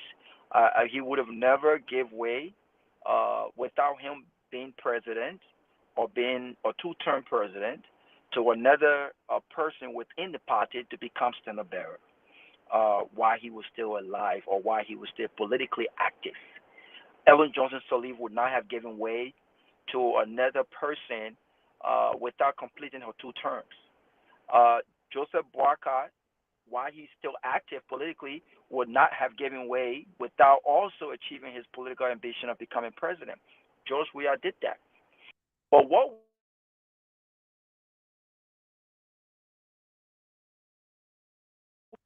I believe is a manifestation of uh, this institutionalized party mandate. That if you act contrary to the party's beliefs, if you act contrary to the party's position, if you act contrary to what the party actually stands, there will be consequences. And I remember a few months ago when Thomas Fowler was suspended by the CDC, I encouraged them to go a step further by expelling Thomas Fowler and sending a very strong message here that partisans, especially leaders of political parties, have got to respect parties' decisions, especially when these decisions align with the Constitution and the law, not only of that party, but of the country. I would have been against this explosion had Thomas Fowler action not supported the party's position contrary to the Constitution or the law. And so I think what they've done here is something phenomenal. And people have said Thomas Fowler CDC needs Thomas Fowler more than Thomas Fowler needs CDC. Well, guess what? The party have proved that regardless of your seniority, regardless of your popularity, regardless of your money, people say, oh, Thomas Fowler is rich. He got so much money. The party will need him in 2029. Guess what? Thomas Fowler will not be who Thomas Fowler is without CDC. This is the fact. Many of these folks who are in Congress today, who are perceived to be rich and have money and have influence politically, would not be who they are today without the party, particularly without George Weah influence, because he's used his personal popularity to help uplift a lot of these guys' political career. But I commend the party for doing what the party have done. I think this is all bluff. Sylvester, Thomas Fowler talked about there will be names within the party exposed. Guess what? If you have names, if this was a plan, a plot within the party, what is he waiting for to expose these names? I doubt that strategically the party would have acted in the way they've acted, if they were Carlington in a closet. I don't think Thomas Fala knows anything. And this whole narrative, this made-up narrative that I've heard so far from his camp, that George Weah instructed him to do what he did, only to hide behind closed doors. If that's what George Weah did, I doubt that there would have been a statement from George Weah on the day or the next day when this situation happened, while the speaker was abroad. Look, I think this is all bluff. I don't think he has any facts. Of course, there will be political stories made up, but I don't think it's going to hold, because I think Unity Party have done CDC and the opposition more favor by their actions and the way they've conducted themselves. And in the next 2-3 years, based on their results, we will see exactly what happens in 2029. But I tell you this, if election was held today and George Weah was on the ballot, Joseph Boakai was on the ballot, based on everything that we've seen so far, it's clear that George Weah will become president today. Now, last point I want to make here, and I will stop. I disagree with Sylvester that the speaker has won the constitutional battle, and as such, he must resign. No. This thing about us telling people, decent people who are in a battle about the soul of our country, the democracy of our country, no country can build or sustain themselves without the foundation of the rule of law. What's your problem, Mom? And when we continue to have people who are on the side of the rule of law, we continue to tell them, my brother, in the interest of the country, in the interest of peace, just lead it in here. Then whose interest are we leaving the criminals and the lawbreakers in? Whose interest? If Kofa won the battle legally, it's a sign that these guys who have lost the battle legally, we should be demanding now that they allow the process to play out. If you got the numbers, return, put the causes on the floor, let it go to plenary. Kofa recuses himself, right? He answers to allegations against him. The vote is taken, and you have the number. He is removed legally. Simple as that. I don't understand why this is so difficult to achieve. But we cannot continue to beg people who are on the side of the law to lead a team for people who are not on the side of the law. Because if Kofa resigns, if Kofa leaves today, what will be the fate of the next speaker? What will be the fate of the next speaker? Do you think that this process will not play out again? Do you think that a group of men and women who might be tired of this speaker and not getting away can come up and say, we don't want this speaker, and go the route that they've gone to remove speaker, to remove Snow, to remove talent? We've got to stop this. At some point, we've got to honor and respect the rule of law. That's how I feel. So if Kofa must fight, even if it means his political career, he must fight to the very, very, very, very end. He must fight to the very, very end, and he must not be pressured or beg or asked to resign. He must continue to fight on until this thing is resolved legally and constitutionally. So the buck stops here now. The buck should stop here now. Thank you. Nothing going to change. They're not going to change the face of it. People will always attempt to remove speaker in the history of our country. Even the powerful country like America, they attempt moving this past speaker 2 times. They will stay continue. If Kofa remains, what's going to happen? They're going to embarrass him. So that's the reason I'm looking at it politically. I'm not looking at it from the perspective of that. But again, then he stay. They want to remove speaker. That's not going to end. So there's nothing wrong with removing. There's nothing wrong with removing speaker. I'm not against the removal. I'm not against the removal of speaker. I'm against the process in which the speaker has been removed, which is unconstitutionally. So if we must remove speaker, my contention is, if we must remove speakers, we must do so legally and constitutionally. We must do so respecting our own rules and our procedures and our processes. That's my contention. But if the speaker is pressured to leave now because he has won the battle constitutionally or legally, this process continues. That's my contention. You can remove speaker all day, but you must do it the right way. Let me say Tomalin. Woman Lofa. Go ahead. So Robert, before quickly, but you read. I'm disappointed at Senator Amara Kane for his statement. He one of those who called to step down. I commented on Yeah, I mean, I didn't comment about. I was disappointed. I don't. My brother Let, laughing now because you want to check me now. no, like you said, I You think. okay, bro? You got nothing to worry about. You I good. think. You good. I I want think. to move beyond this conversation I because think we should respect the rule of law. But for the year, people, and there's a problem we face in our country. People, at the end of the day, they will say, "Oh, for the good of the country, for the country's sake." That won't hear that stuff. That what Galabro where he is today. So, Yes. I expect them, Senator Cannon to take a different approach. But again, that's what we I got. started girly before the fact. So you disappointed me too, right? Professor, I want to say on public radio. Yeah. Senator Amara Conan is a dear friend of mine. I'm not disappointed, but that's his statement, that's his personal opinion. So you want people have their personal opinion. No, I respect his opinion, but I disagree with it opinion. because That's all you can say. You cannot be asking the speaker to leave this thing here when you have disgruntled criminals on the other side who are bent on not doing it the right way. If we continue to ask the good people and the decent people, look at what happened with rape. We deal with rape in Liberia the family way. We deal with murder in Liberia the family way. Have it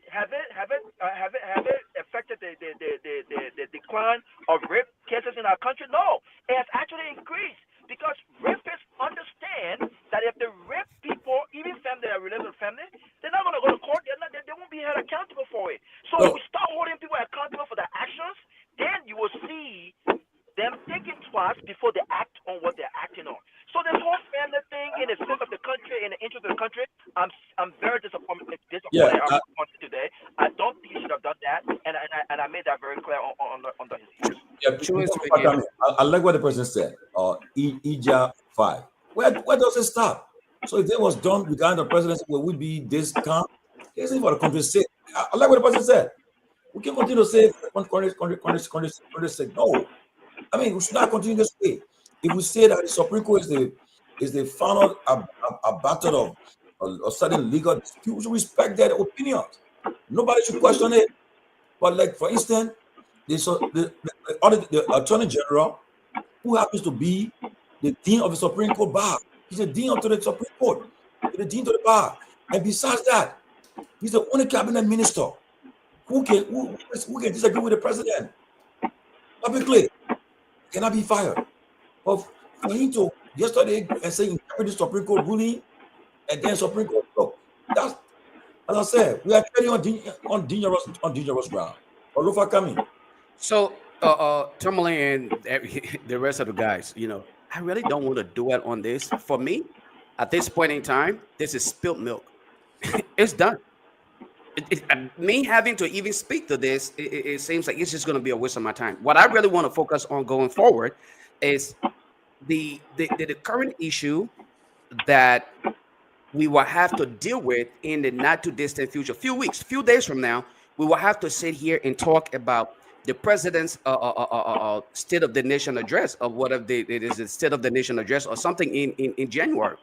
What would President Boycott be presenting to the people as his achievement? I mean, at this point, that focusing of the political maneuver, I'm done with it. At the end of the day, it was never done in the interest of the masses. I don't care who ends up where they want to be, because all of those guys who are part of this process, they're not doing it because of Liberians. There are so many other things that they could have done in the interest of the masses. There were times where people were actually kicked out of their positions. President Boycott sat there. He didn't say a word about it. The current speaker, who is now being asked to leave, he sat there. He was whining and dining with the current president. I don't want to focus on anything, because Liberians at this point in time, guess what? We are actually being victimized by poor governance. What would President Boycott say to us come January? I want to know what are some of the achievements. Will he include the scholarship that they claim they brought for Liberian? Will he include the yellow machine? These are the things I honestly want to talk about going forward, because I'm sick and tired of these politicians who think that they can simply use some kind of distraction. Okay, I think all of this right here, to be honest with you, as you can see, the chips fall into place All of these guys are part of this nonsense that is going on. They all know what is going on. They know that students are not registering for school today. Reason being because their parents don't have jobs. They know that people are dying from curable diseases. They're not investing in quality health care. They are not looking to make the nurses and doctors to value their contribution to society by hopefully having to incentivize to some extent their contribution. Just giving a token or two won't actually bring that level of the desire to really give their all. They're not looking to do that. Why? That's part of the reason why these lawmakers were asked to actually go and represent the people.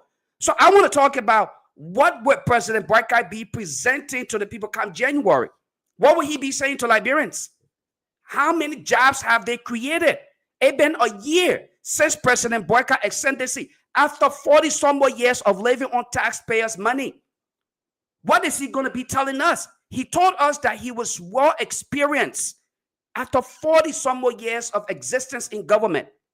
I was hoping that at this point in time, we would have been on the right trajectory to say, you know what, even though it is just reasonable to not think that Liberia would have been transformed in 11 months or 12 months, but we are on the path. He started to prosecute people for corruption. He started to implement some of the laws that is expected of him. He started to do some of these things, start to list out these things so that we can talk about it. I want to know, what will President Boakai be presenting to us come January as his achievement after the first year of his presidency, and what are they doing to address the issue of the failing economy? In comparison to their consistent travel out of the country and then wanting to make it seem as though they are doing it in interest of Liberia. That whole issue with the lawbreakers having to, do all of their things, running around the Americana, and all of them who have no reason to even stand up. He was given just the least of everything to even declare and publish his answer. He failed miserably and is embarrassed now to even speak to these things. Now he's trying to clear his shame. I don't want to waste my time on that. I want to move forward and focus on what will Liberia benefit and what does Liberia stand to benefit from President Boakai. 11 years. He got paid for all those months, though. The same way they held President we are accountable for every day in office. That is the same way I believe that we should start home. I want to know, and hopefully some of us can speak to that. What will President Boakai deliver on that fateful day when he should present to us the people of Liberia? Thank you. Well, there will be plenty of time. Right now, in fact, before we get to that point with Boakai on his sustainability, we got to first of all, we got to discuss the performance of all these people this year. We will give them grade. Everybody on the platform will give people grade. The lawmakers, the president, the vice president, the senators, the representative, the cabinet minister. We got to grade them. The performance for the first year. We give them a grade. We'll find out who's in your own assessment. Who's the minister of the year? Who's the senator of the year? Who's the president of the year? Who's the mayor of the year? Woman of the year? We're to find out. We're to give the Liberian people the opportunity to figure out. So everybody been watching that the whole year. For me, I already know who's my lawmaker of the year already. I already know who's the senator of the year to me. Who's the mayor of the year? Who's the woman of the year? We'll come up with all of these things. So we'll have plenty of time to dissect President Boakai's State of the Nation address. Got plenty of time. But right now, yeah. The training issue now is where we are right now. Because look, what's happening now has a propensity to plunge our country, take it or leave it. A lot is taking place right now, and we are watching for our eyes from a distance. So we got to be mindful that to give up power, it's not easy. It's not easy to give up power. So you think somebody is trying to be speaker, and then they will just push it away. It's not easy. Pewee, mute yourself while you driving. I think that's something. I think your weapon or something is coming. Yeah. So we have time to do it, but right now, there's an issue going on right now. Now, Thomas Fala is responding to his expulsion. He's saying other stuff. Other people will come and talk. But what I say is this, though. There will be problem. problem will be in the CDC, problem will exist in the UP. So whether the ANC will emerge from this and Liberty Party and become that dark horse, we don't know. Whether Mr. Cummings people will say no sonny, like people will say no sonny, we try with all these things now. Mr. Cummings, look, I think you're the person or Kehleboe Gongloe. I think because the people have poured out through a lot the last 18, 20 years. So one of you guys in now. Who knows? But we are watching, we are following the development. Go ahead. So, Rob, let me just highlight this, right? You spoke about Thomas Falah statement. Thomas Falah claimed that he wasn't given due process. In I think the third paragraph, if I would, let me just read that. He said, any person faced with disciplinary proceeding shall receive due written notice of any hearing and of the basic allegation and charges against him or her, and be afforded reasonable opportunity to make his or her, of defense. This latest expulsion, like the prior suspension, steeped in malice and executed unilateral without an executive committee quorum. You see, this is a man now. We're talking the same thing we're talking about here. Now we're going back, okay? Thank you. And that's the man completing now. You see why I say I'm not going to read. Okay, but anyway, a reform says, no due process is a flagrant abuse of power. This is Thomas Falah saying this, though. Thomas Falah is claiming that someone is abusing power. It embodies lawlessness and mark the very essence of due process, perpetrated by individuals clinging to hollow claims of unholding law and order. Despite these blatant and deliberate violations of the deputy speaker's rights, which makes the arbitrary expulsion both unconstitutional and indefensible in any court of competent jurisdiction, the deputy speaker remains steadfast in his commitment to advancing the needs and interests of the people. He refuses to be sidetracked by any insignificant, referencing the CDC Act as insignificant to his existence. When one says insignificant, you guys know what it is. Insignificant act that is not enough to undermine, okay, his grassroots revolutionary foundation. Lofa, Thomas Falah is saying that. Go ahead. Let's stop there because I think it's a waste of airtime for us to even read that long stuff he wrote. Because isn't it funny? Isn't it laughable that man? You asking for due process, right? Yeah. A man, yeah. Isn't it laughable that a man who primarily, to many extent, got suspended because of his action that centered on his involvement with a group or alignment with a group that have blatantly violated not only the Constitution of our country, but their own processes and rules, have also ignored the party's decision, which is on the side of the law. And the party's request to not allow with these guys. I mean, this is the Deputy Speaker of the House of Representatives who joined knowingly, under all of the, considering everything above, joined the lawless and these disgruntled lawmakers who have intentionally decided to ignore the law, refuse to get a speaker due process. Isn't this why we are here today, Tomalin? And he is writing this gibberish, this nonsense about CDC not allowing him due process. You know, do unto others as you would like them do unto you. I mean, that's something every Christian, every believer follows, right? Why do you think that you should be given due process, but you have refused to give due process to the speaker, whom is your partisan? This is the most hilarious, and this is so comical to the point where it blows my mind logically. He doesn't even make any sense whatsoever. But this is the man now asking for due process and mentioning words like lawless. Look, Thomas Falah does not have it within him to talk about lawlessness, to talk about due process, because this is not who he is. This is not part of his MO. So I don't want to listen to that nonsense. Again, I will commend CDC. I think CDC is on the right path when it comes to respecting institutions' ideology, when it comes to respecting parties' decision.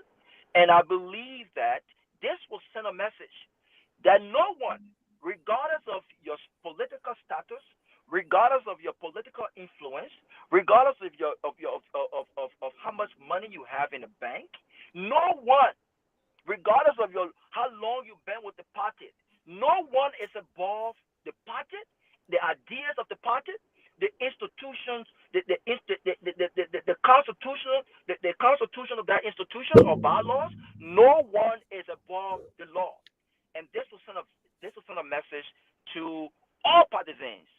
And this is what I believe political parties should act. But I want to say this before the other guys come in. You talk about what would Joseph Boaga say in January during the State of the Nation address. This is what I expect Joseph Boaga to say. And I will commend him if he said this. He will be the most honest president ever. The state of the nation is chaotic, and gangsterism is at its highest level. This is the state of the nation. Nothing functional is happening in the country right now. I mean, Abu, convince me otherwise. Tell me, other than lawlessness, I mean, there's no leadership in the country right now. The country lacks leadership. Well, I'll give the bit time, you'll respond. The country, no, I want him. I will let him. I want him to convince me and others who see Liberia as very chaotic. What has been achieved over 11 months or 12 months, or in the last 2 months? What have been achieved? What tangibles can the government point to? The country is so chaotic to the point where Joseph Boaga had to leave his very busy schedule to go and sit to a ceremony program for a renovated clinic. Not a new clinic, a renovated clinic. And they renovated the clinic, and the building was still dirty. The white pin on the building is still dirty. They put all the face of the first lady on all the bed sheets. These were the very people who were criticizing George Weah for mediocrity. Yeah, they are. They cannot even dedicate of any. Abu was telling us the last time that NTA had gone to Buchanan, not knowing that NTA went further, more than Buchanan when George Weah was there. So these guys are struggling to tell us what has been achieved, what their vision is, whether they're following through with the arrest agenda. There's nothing going on. So this is the state of the nation, and we don't expect him to say anything otherwise. The state of the nation is chaotic, and gangsterism is at its highest level. This is the state of Liberia right now. Okay, let me welcome the chairman Sanvee, and also Comrade Abu S. Kamara from the Unity Party. But it's interesting. I know last night, I think in the early hours of this morning, I was on the phone with Chairman Sanvee and others on someone I called, and Chairman Sanvee kept look. Guys, you don't know, but look, they put this thing 2 in the morning. We're on the phone talking, and we're on the phone on one of these calls with some lot of people, a lot of high people they've called to, and Ben kept on pushing back. He's trying to say, my man, like, you don't want, you'll still get hope.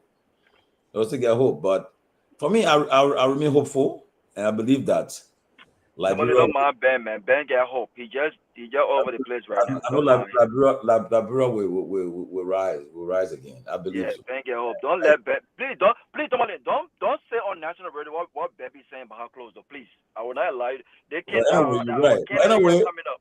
We have to choose our candidate. Whatever you say behind closed door is not on the record. That leader. But Ben on record, I watch him. 2 things he will do when he do. I will go after him in public. But he told us, y'all know what I'm talking about. But that time will come. Wait for that time to come. But then you have from the Comrade Abu S. Kamara. Ben already know that. He won't make that mistake. Wow. I mean, 2 minutes. What be happening in the last couple of hours, 48 hours? What you have to say? What's going on? Yeah, thank you, Tomalin. It is cool being here. Greetings to Chairman Ben, Robert, and Lofa Julius. As you may be attacking today, you see, I left unfair. Go ahead. Yeah, so quickly, it's good being here. As you may be aware, the political impasse at the Capitol building, I think, came to an end on yesterday when the Justice Minister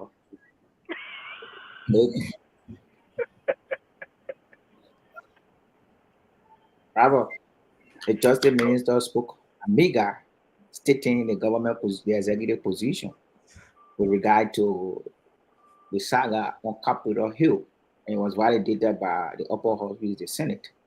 But quickly, before delving into some of the issues, let me first, state clearly here that the United Party, we welcome Honorable Tomo P. Fala. I think he has proven to be a political, he has proven to be an influential political figure. He has demonstrated an exemplary leadership, and he contributed to the votes that the CDC accumulated in Lofa during the 2023 elections. So I want to, on behalf of the United Party, say to him that he's welcome to join the United Party. So quickly, I read the press release from Tomo Fala reacting to the expulsion statement that was read by the chairman of the CDC, wherein Tomo Fala was referred to as a betrayal and he violated the tenets of the CDC. But quickly, Tomo Fala, in his reaction, said he was not given due process, which in my mind was a total violation of his right, because as an institution that upholds rules and regulations should. When you said that thing, you didn't even smile a little bit though. At least just smile, just laugh a little bit when you say that. Which one? The part about due process, just smile a little bit so people can understand that. Yes. So Tomo Fala, in his reaction, said he was not accorded due process as inscribed in the CDC policy. So that is to say, an individual who have given both financial, physical, and spiritual contribution to for the past 2 decades must be accorded due process if he wants to take a disciplinary action against such an individual. So I want to believe the CDC did not act as an organized party. They violated the right of Tomo Fala, which in my mind, the Unity Party categorically condemn it, and we are open to have Tomo Fala in our company. We believe that he will be a valid addition to the Unity Party. You're already in your company. You can go continue talking. So it's my time? Chairman, I want to hear from you. Maybe you got some breaking news for all. It's good. My man, leave me, man. Don't give me your breaking news story. Let me say this. First of all, it's good to be here. Thank you. It's good to see all of you. I'm listening to Abu and I'm laughing because, again, it validates what I've been saying over and over. How do you take a country political system this serious when you listen to Abu, who was just one year ago saying everything about Thomas Fala was negative, and in fact, they almost Thomas Fala in Lofa when you think about it. And I'm watching Facebook and I see all these UPs congratulating Tomal Fala. I saw my friend Strong when I'm beginning to say our leader, our mentor, our teacher. It's just it's just fascinating because anyway, that's the kind of politics we have. So sometimes there's a little joke into it. But let me say this though, and I want to speak about the Thomas Fala thing quickly. Thomas Fala and I, we have some kind of we have some family relationship in certain ways. I think through marriage. And so when he see me, I call him in-law. He calls me in-law, right? But I think he's made a grave mistake. And let me tell you why I say so. First of all, in-law, and I'm speaking directly to him because I understand I've been told he's watching this show. I'm speaking directly to him. In-law, let me say this. First of all, don't listen to Abu and United Party. They don't like you. They don't want you to. If they had their way, you would not be in that House of Representatives. So just know that part, right?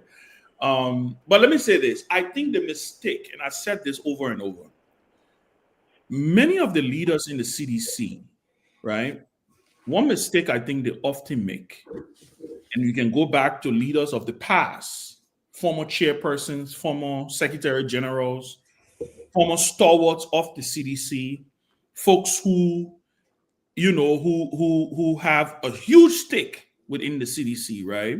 One of the mistakes I think they often make is that they tend to forget that whatever popularity that they garner or they generate is obviously because of the CDC and George Myean. The CDC is not your typical political institution. It's not. It's definitely not your typical political institution. You saw it happen in 2011 when George Weah was the vice standard bearer, when many seditionists refused to vote for the ticket because they felt they wanted George Weah to be president, not vice president, right? The reason I say this is because let's go back. We can go back in history. I don't think there has ever been a more powerful chairman of CDC than George Solo. It's arguable. Tomalin is a sedition from birth. I don't think so either. He now inactive. I don't know if he's active or inactive, but Tomalin, you can correct me. But I don't know ever in the CDC's history if there was a more powerful chairperson of that party. When I talk about powerful, I talk about yielding control. I talk about command and control. I talk about having strong will and influence on the standard bearer. George Solo was that person. Where is George Solo today politically? Nothing. Where is he today politically? I mean, I can go on and name. I said the same thing about my friend and brother, Moba Molu. Many people say, oh, when Molu leave the CDC, he will take thousands of supporters away from the CDC. Look, the CDC, the affinity to the party, the sedition's affinity to the party is emotional. It's tied to the standard bearer. And let's talk about Thomas Falah. Do you really believe Thomas Falah? There's this thing I hear Yupe saying, Thomas Falah gave CDC 30% of the vote in Lofa, and I hear him. Abu just said, Abu, do you really believe that Thomas Falah would have sparked in Lofa if CDC was not the ruling party? Do you really believe he would have even had the resources to do what he was able to do in Lofa? Sure, No, but let me finish now, please. Let me finish. Listen to my brother. Wait, let me finish. All the resources he has, political capital. Let me finish. I know you come and defend Falah on the show, but it's okay. Just give me chance. Let me finish. Yeah, I beg you. Do you really believe that the CDC, if CDC was not in power, you think they would have gotten 30% of the vote in Lofa? When Thomas Falah ran in Monserrato, the 2 times he got elected in Monserrato, you think he would have won an election in Monserrato if George Weah had not put his hand in the air? I think there's a grave mistake that these leaders make. Thomas Falah even becoming deputy speaker. Look, nobody must fool themselves. And I keep saying that there's a reality that you have to get to, right? Whether you like it or not, these political institutions have emotional attachments to their leaders, and especially the CDC. So I know he's been expelled, right? But I can also say to you that this eventually may come to hurt him. It may come to hurt him. Because let me tell you what it is. You see, Lofa, the Unity Party has a lot of stake in Lofa. They may be clapping right now, but it's not in the Unity Party interest for Thomas Falah to thrive in Lofa. No, it's not. It's not. So I believe, and like Robert said, it's funny to hear Thomas Falah talk about due process, right? Is here because from what I have been told, because I did some inquiry, is that he was invited to appear before the grievance committee and all these committees. Yeah, he said Jallah, they say they invited Kofa to go to the session to appear before for due process. Jallah, so it's the same playbook, right? So let's just say let's play our same playbook. So why and I think at the end of the day, I'm telling you guys, and I will rest on this. I'm telling you, all of these leaders make this mistake. They forget to understand. Look, I'm laughing at my friend Clarence Guar. Clarence Guar, who got elected in what they play? Margibi. Tommy, and I from Margibi, Clarence Guar got elected. Clarence Guar think he won that election with UCDC and Jallah. I heard him saying the other day, he remember LPDP that party? Exactly. LPDP, when they count in party in Liberia, LPDP that one of the party they can count. But his certificate has CDC, still has CDC on. And so I'm telling you, I saw George Weah go to Margibi to campaign for Clarence Guar. I saw him go to Margibi to campaign for Ava Jones, for all these guys. So whether you like it or not, all of their successes are tied to George Weah, into the CDC, into the resources that were pumped within the campaigns. If they did not have the CDC on their side, they probably would not have won the election. And that is a fact. All the money you saw Thomas Fala spending in Lofa, the town hall, whatever, the city hall that he built in Foya, he was going to get it if CDC wasn't in power. So I would stop right now, but I think it's interesting. I think that the situation, I mean, things that are happening, we watch them unfold. We see what his next move would be. I think it's still a long lifetime between now and elections in the next election. But I can tell you, one thing remains constant. It remains constant as the Northern Star is that the presidency of Liberia, the 2029 election, George Manneh Weah will upend it, upset it, or he will uplift it. Those three things I just said. Because of the current reality, anybody who thinks it's a joke, then you probably don't understand the political dynamics. The difficulty for the Unity Party is that their own glue, their glue that everybody rally around, which is President Joseph Boakai, he's going to be 86 years old. That's the problem they have. Unlike the CDC, their glue is still active and running and kicking. So I will stop right there. Well, So, if I 1 minute, yeah, I believe. That's my belief, right? You muted somebody. I got to mute. Now, here's my thought. I believe that Thomas Fala expulsion is temporary. Listen to me carefully. I believe that before 2029, you hear that call that says we extend an olive branch of peace to everybody. Come back home, man. At the end of the day, I believe he'll be one of those who will come back. If you listen to even his statement, his response to the expulsion, he said a lot of things to unpack in that statement. Besides that, before coming on the show, talking to somebody who is one of the CDC person, and I can tell that Thomas Fala will. I mean, I just believe for the waters to calm down, but I believe he will return to his CDC. I mean, he will have no place. There's no place at home. No place like home. In when that song that says there's no place like home. It's true though, and UP is not where, because don't forget, Thomas Fala, he was very, very vocal against the president now.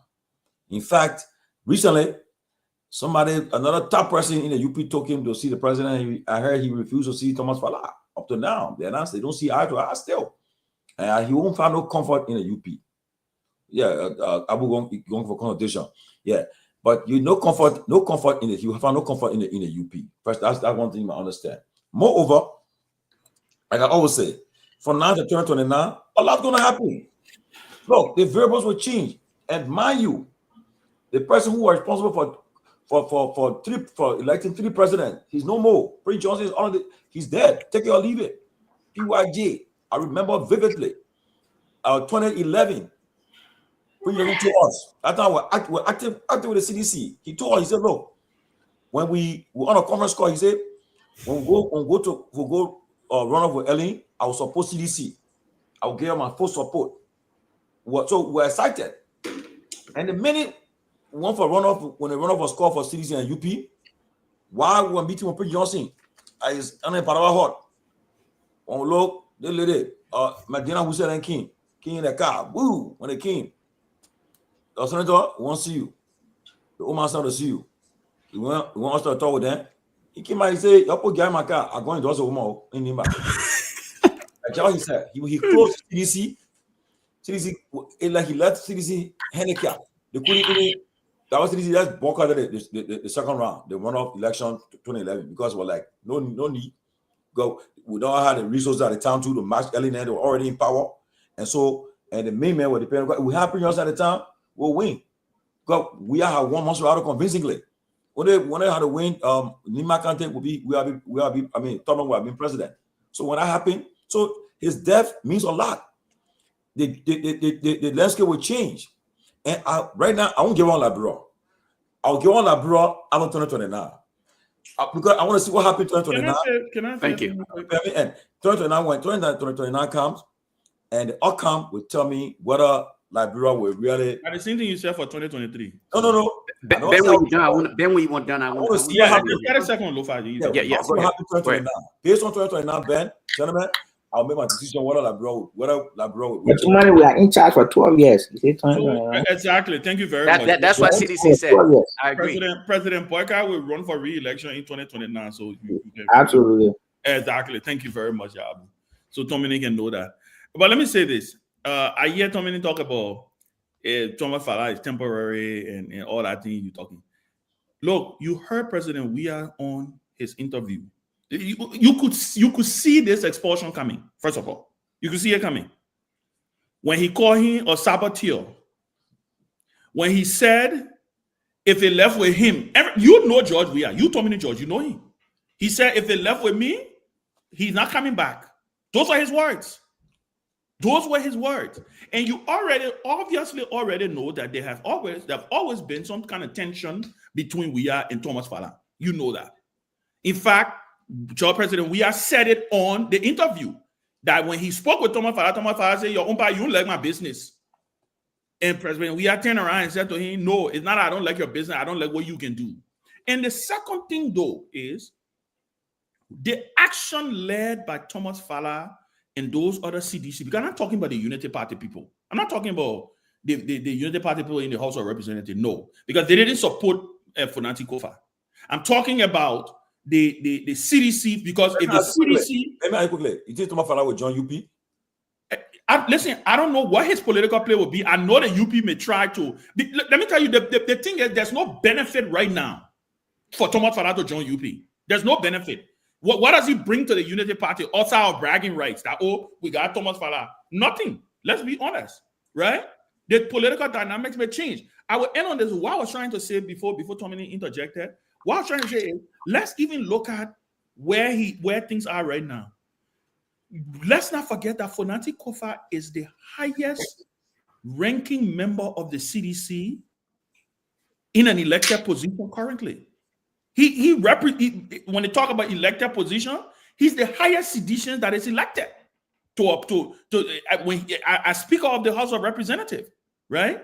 The fact that, and again, like I said, except the CDC is not sincere about this, but the fact that Thomas Fala then led this, led this revolt that has caused potentially the CDC to lose this speakership.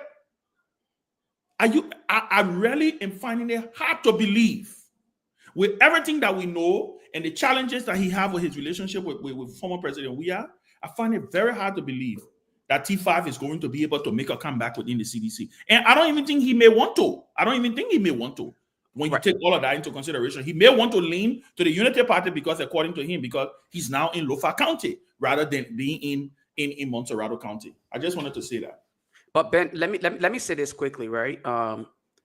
In addition to what you highlighted in President Weah's recent interview, he also mentioned that T5 will probably not have the face to return. Exactly, to come back. Right? Exactly. He said he would not have to face to come back. Yeah. But you know, this is what I want to say. I mentioned this because I listened to Abu celebrate the decision from CDC, and he's welcoming T5 to their party now, referencing the fact that T5 contributed to CDC financially, so that made him a giant.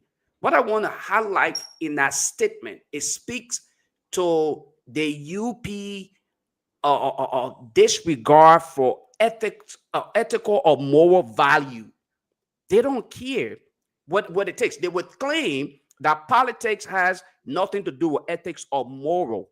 But as an institution, what any member will consider prior to it considering that decision to join that institution is the core value, the principle that guide the institution actions and defines its character is what will actually make people want to be. And those are some of the things that T5, I want to believe, saw for which he joined CDC. Okay? Going forward, I don't know what is it about UP that he will see of value for which he will want to join. He mentioned in his statement as being a founding member. Okay? And when you speak of the core value, it says, the foundation upon which that institution was built. So I don't see any value from UP that T5 may want to go for. What I can say going forward is this, though. I strongly believe in the not too distant future, T5 will regret his decision, and hopefully he can extend or request, and then I would say in this case, request the olive branch to be extended in his direction, because I don't think he fits in that gap with the UP, because the folks in the UP, to be honest with you, these people, first of all, when it comes to the issue of integrity, the institution that he may be wanting to be a part of, they lack the issue of integrity, and that is a contributing factor to core value. When it comes to inclusiveness, look in the UP today. What are they doing? They are fighting among themselves for the sake of jobs. They have literally no respect for all of the members, even the constituents that they represent. When it comes to teamwork, can you say the UP today is actually acting like an institution that value teamwork? If you are to speak to CDC, when seditians say we are doing this, and this is one credit I must give seditians, when they decide to do something as an institution, they do it together. And for any institution to be successful, they must have that gravitas. They must have that glue that brings them together, okay? That makes them to work together. They must have some kind of value. Unfortunately, this is not the case. The only thing that made UP to survive was this CPP that gave them life, because everyone at the time believed that, look, the only way to get rid of George Weah failed government, his inability to govern the state, was to unite under one umbrella and hopefully provide that alternative to CDC other than the other forces out there. UP is not the one to actually speak to the issue of good governance. They cannot do that. Innovation, if that was the case for UP today, we would have seen something happening within the past 11 months.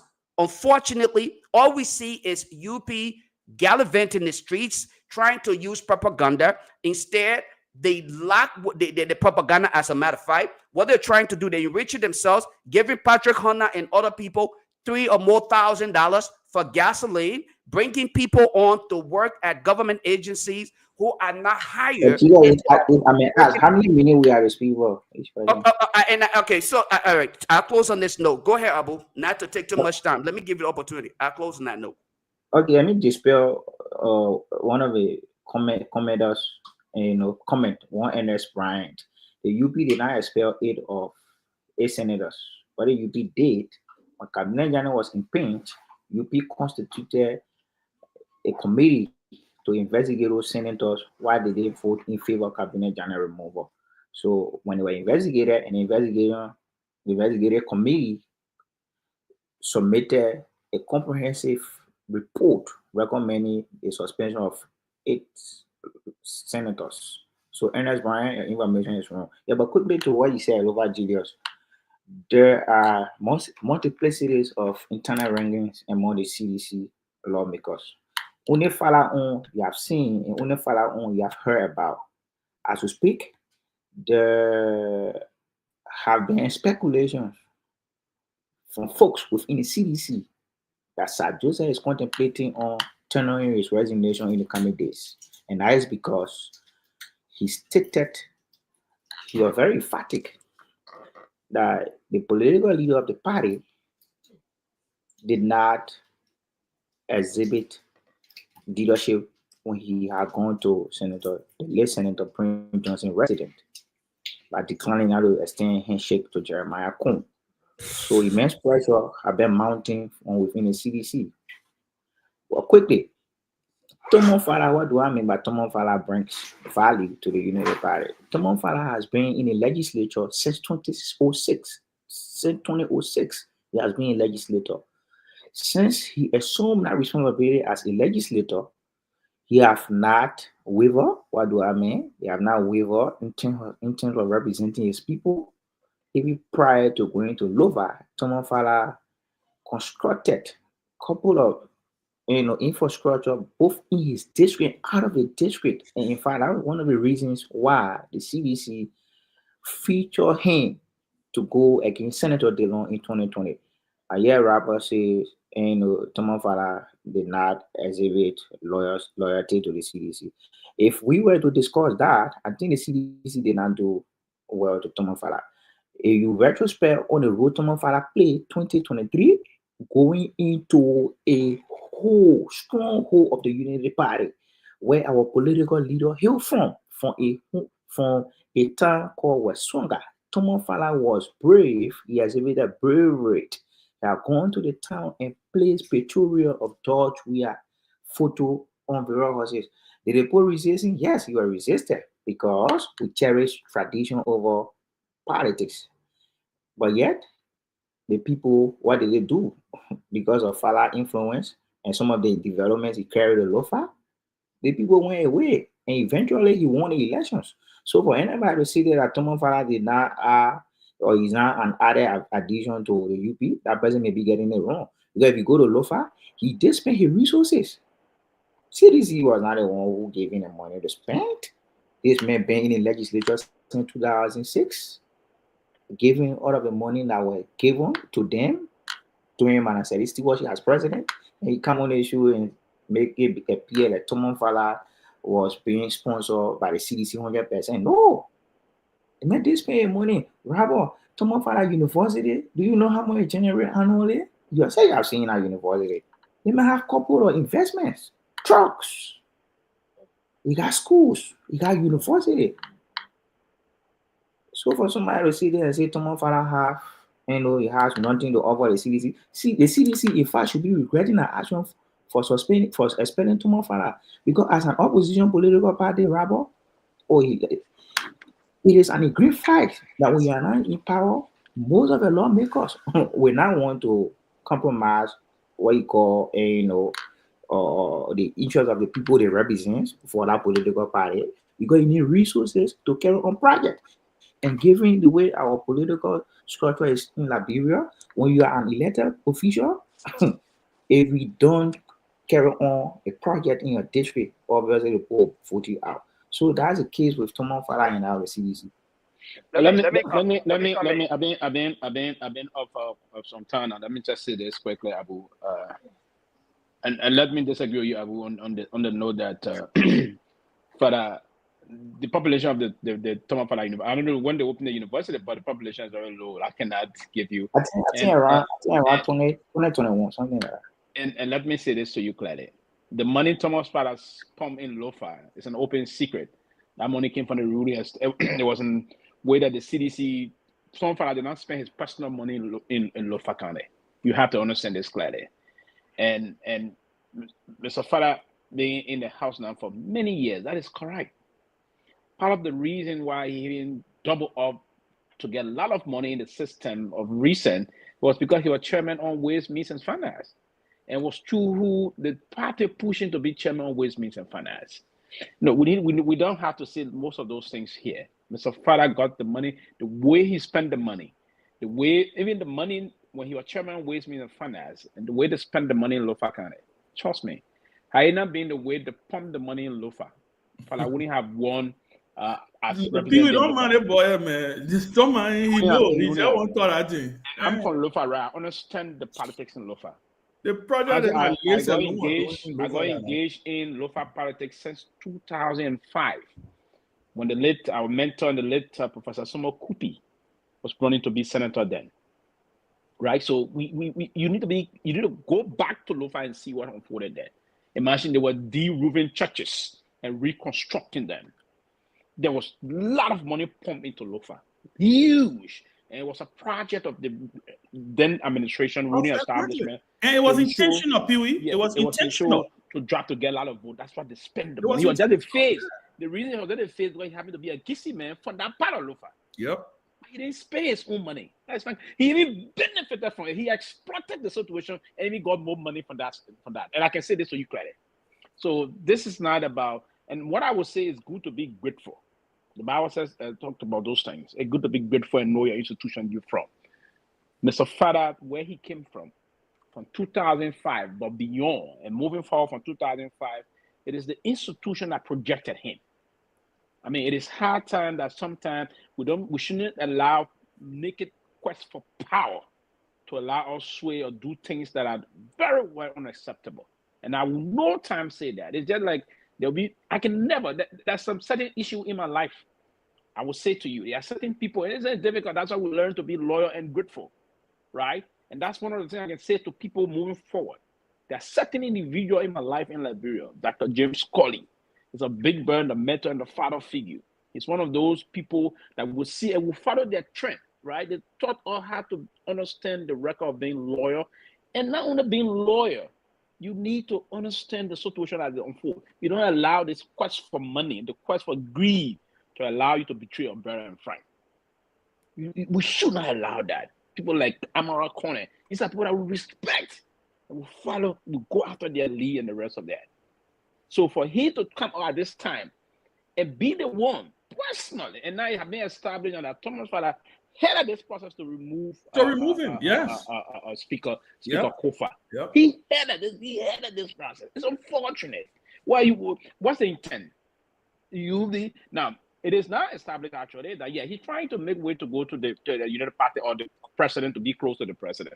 He's not finding it. So by doing these things, you think the way you're gonna do it. So Pewee, I'm sorry. Let me ask a quick question before you lane, please. So what does that make of the usual saying that there aren't permanent enemies in politics or friends in politics, but interest? What does that say about that statement that is often heard in our Liberian body politics? You mentioned the issue of loyalty and being sincere. I just want to make that to get that clarity. Yeah, but again, loyalty sometimes can rebuff. Let me use the word, can rebuff the issue about permanent friendship. The issue, if I'm that loyal to Ben, there's no level of temptation from the outside to go against Ben. There are individuals that have been very loyal. We've seen loyalty. There's still loyalty around the place, and I'm one of those that believe I can be loyal. Trust me. There's no amount of. Let me give you a joke here quickly before I close. There was a time in Monrovia, Liberia, when the whole thing about the former central bank governor were pushing their thing, spending money all over the place. This time he called me. He said, "Oh, we learned that I'm not just trying to do something. They not like me. All the things saying they say you." He may call me in the office, presented me with an amount of $11,000 after I have just been something from the GSC to make statement, coming out with statement. I was leaving for the guy. I told him, I say, so you asked me to take enough and pluck myself out to make this public statement. I didn't do it. So you have to learn to be loyal. It would have been a suicide mission on my part to do that. So we have to learn to do that, my brother. So it's not always. Let me come in. And Rabbi, beg you 30 seconds. I'm coming to run somewhere. I'll come, Rabbi. But I just want to say, to answer Lofa's question about interest, you say permanent interest, and so that's I'm quoting the usual statement from most politicians in politicians. Yeah, no, it's not, and that's not about to say. It's not only Liberia. It's a general statement in politics. Okay. In politics, there are no permanent friends, but there are permanent interests, right? In fact, that is what is known. The United States, the country that you live in, that is the mantra of their policy, their foreign policy, right? Okay. That they only have permanent interests and they don't have permanent allies. That is for foreign policy. Foreign policy, right? Yeah. For foreign policy, not local. But anyway, it's the same thing, Lofa. That politics. It's the same thing. Go ahead. Enemy today can be your ally tomorrow. That's fine. The one reason I wanted to bring that and not tie it to Thomas Falah is because even the deputy speakership that Thomas Falah got today, the reason he has that deputy speakership, it was because it was the agreement with the cities. It was the CDC that made a determination that this is how they were going to go and vote. Remember, the CDC has the majority of elected representatives in the House. They do. So when they made a decision and said, listen, you know what? We will carry Kofa since he was the former deputy speaker, the current deputy in the 54th, but we will also get Thomas Falah wanted to run for speaker. But the party came together and called him and said, listen, you will go as deputy, Kofa will go as speaker. I think you heard President Weah even allude to it in his interview when he said the way we operate in CDC, we move by we move by order. Buffer was speaker, Kofa was deputy. Now it's him being speaker, you will be deputy. After Kofa, you can be speaker. I bring that up to say that when it comes to like what Pewee said, when it comes to what Falah did, because it is now established that he led this thing. He instituted this thing. When you even see the leaked text messages from Julie and the other folks, they say it was because of Falah that we find ourselves in this situation. I only bring that up to say that the issue of permanent interests and permanent allies, there is absolutely no reason why. There is absolutely no reason why Falah had to do what he did. Because guess what? He wasn't doing it to eventually become speaker. If you're doing it to become speaker, then you can use that analogy to say permanent interest and permanent friend, because you say, you know what, I won't be speaker, so I can move him. But he is still deputy speaker today. So there's no reason only to fight against his party, to elevate the Unity Party to the speakership. I think that was a grave mistake on his part, and I think it will come back to haunt him. So let me say this to Abu. You know, you talk about who Tifa is and how long he's been in Congress and what he has established and all of these things that you mentioned, Lofa County, all of these things. But what you fail to ask yourself is, who was Tifa prior to 2025 before he first got elected representatives? Who knew Thomas Falah in Liberia? Who knew Thomas Falah? No one. I think Ben mentioned Solomon. What's his guy name? George Solo. Right? Who knew George Solo? And the fact that, you know, given the time when he was chairman of the CDC, not only was he chairman of the CDC, but he was very close to former President George Weah at the time. Where is he now? I mean, we can answer that question. Thomas Falah, and people talk about being ungrateful. You know, I think that when we talk about ungratefulness, right, it's not limited to Thomas Falah. It seems like most Liberians are just ungrateful, and it's not just politics. It's not just politics. It's in our families. It's in our relationships, our personal relationships. You help people, and the very people that you help, the very people's lives that you're impacting are the very folks who will starve you from the back, right? They'll talk about you. They want you to be down. They want to take your position. This is part of who we are as people. But Thomas Falah would not be who Thomas Falah is. Like many of the CDC representatives today, many of the guys who became representatives because of their alignment with George Weah and CDC. We know most of them would not be in positions that they found themselves today without CDC or without George Weah. George Weah practically lifted the hands of most of these folks and said, this is my little brother. This is my son. He is one of us. And people, partisans, who are in CDC because of George Weah, not necessarily because of the institution or because they believe in something, which is a whole different topic, but because they believe in the symbol, they believe in George Weah, the man, the soccer legend. Because they believe in him, they will support those whose hands he lifts up. This is the case with Thomas Falah. So when we talk about betrayal, when we talk about being grateful, when we talk about loyalty, I, for one, don't look at loyalty as basically just supporting a friend or someone, even at the detriment of your own principles or at the detriment of your country. No, that's not what we're talking about. I don't care what the CDC would have, what the CDC did for Thomas Falah. Had Thomas Falah taken a decision in the interest that did not border on self-aggrandizement, but in the interest of the country, contrary to a position that CDC would have taken that did not interest the country or did not align with the rule of law, I will be defending Thomas Falah and what he did and his actions. We talk about this all the time. We back our friends even when we know what they've done is wrong because we're loyal to our friend. But it shouldn't be that way. It shouldn't be that way. I can chest out my friend publicly. I can disagree with what he's done, he or she has done, and still tell them, look, my brother, I love you. My sister, I love you.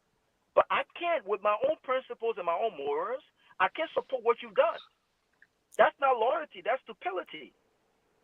Okay? So, considering all of the above, Thomas Falah would not be who he is today without the party CDC. They have supported him throughout the process. He's won election almost 6 times. Do you think he would have gotten elected in 2005 had he not been affiliated with CDC? No. So it doesn't matter how big Thomas Falah is.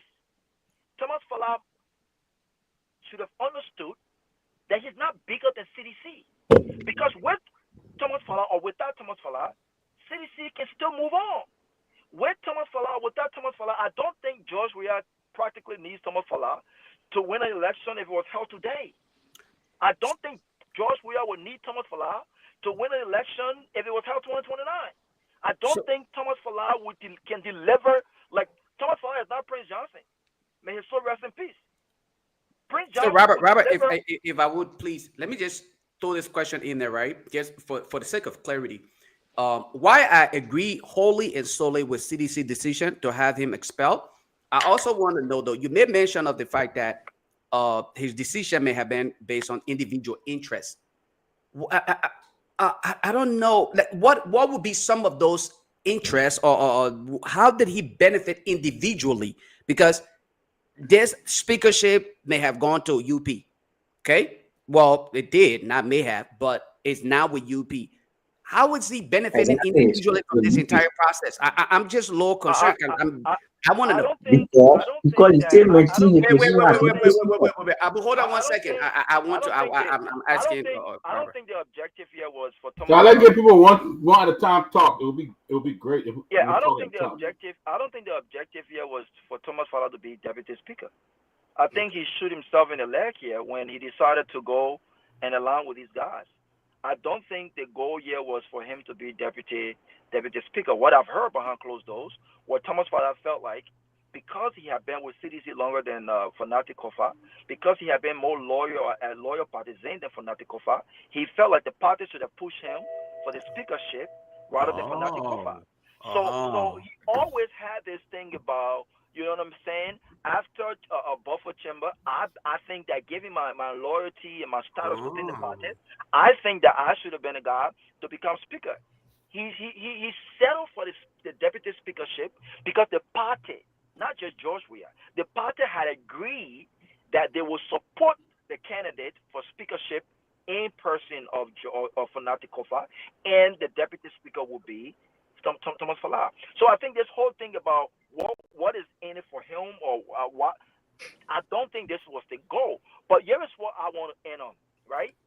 when people talk about loyalty and the party's decision here, I want you to understand that loyalty is not just supporting anything, even if it compromises your own principles and your own integrity. Even if it puts the democracy of the country at risk. If Thomas Falat had taken a stand based on his own principles, contrary to that of the CDC and what the party decided on, I don't think that there will be decent-minded people who even support CDC standing here and saying and questioning his loyalty. The reason why people are questioning his loyalty is because all of his actions so far have pointed to his own personal greed and his own personal interest. I truly believe that Thomas Falat do not like Fanatic Kofa, and I truly believe that he still feels entitled to the speakership. And the fact that the party did not support him, he also felt like if he was a speaker, Fanatic Kofa should not have been speaker. And that's not what you do. Last thing I want to say is this: regardless of what may come or what might happen, at the end of the day, I am very proud of the decision CDC made by expelling this man. Even knowing that this might politically hurt them, they stood on principles and they said, no one, regardless of your status, regardless of your money, regardless of how long you've been with the party, no one is above the party.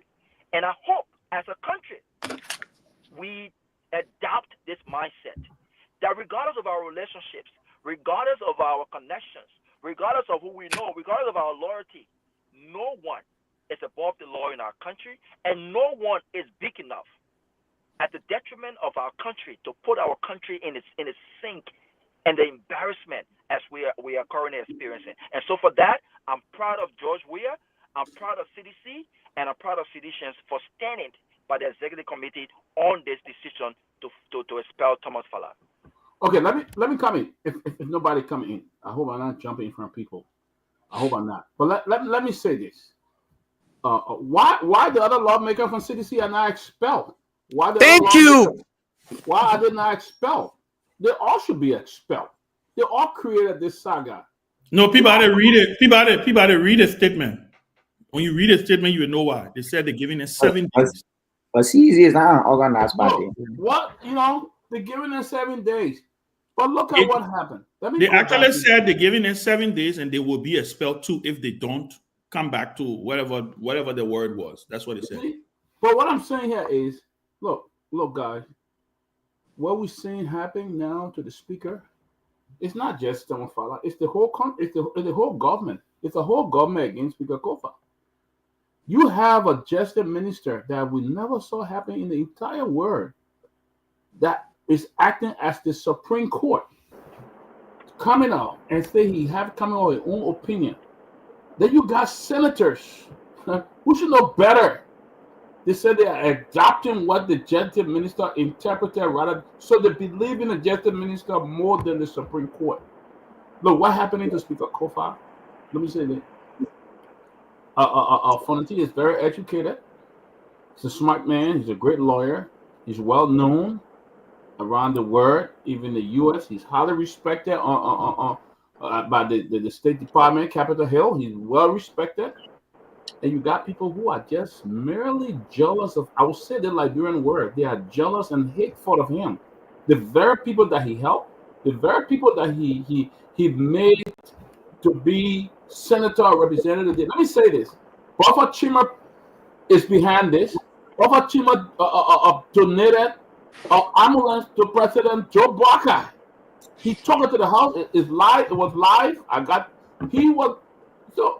What we see here is pay for play. He bribed President Barker so President Barker could go after. All of them were behind this thing. President Barker knew they planned this thing. Oh, we'll invite him to a room, and then why would do the dirty work here? Even with the Supreme Court interpretation, the government who claimed to have the most educated people, the government who claimed to have a president that had experience for 45 years or 50 years working in government, they sat there and violated. Even the CDC government did not do things such. The CDC government that they found You were coming, my brother Abu. I don't know why you ran away last night, but you were coming. The CDC government that they all were after did not do this. They went after this man, whether the code rule or no code rule. What kind of country we live in, where the Supreme Court, that should be the final arbiter of the law, is disrespected in a way because you want to accomplish your aim, is wrong, So I believe T5, he deserved being expelled. He never liked Fanatic Kofa. He's a very hateful and jealous guy. Very hateful and jealous. But let me say something here. Sir Joseph is not leaving the CDC. It was said by someone on the show. I speak to Senator Sir Joseph. He's the son of President George Weah. President George Weah recognized Sir as his son, and they may disagree. Dad and his son would disagree, but Sir Joseph will not be leaving the CDC as people are saying it. He still regards President Weah as his big brother and father.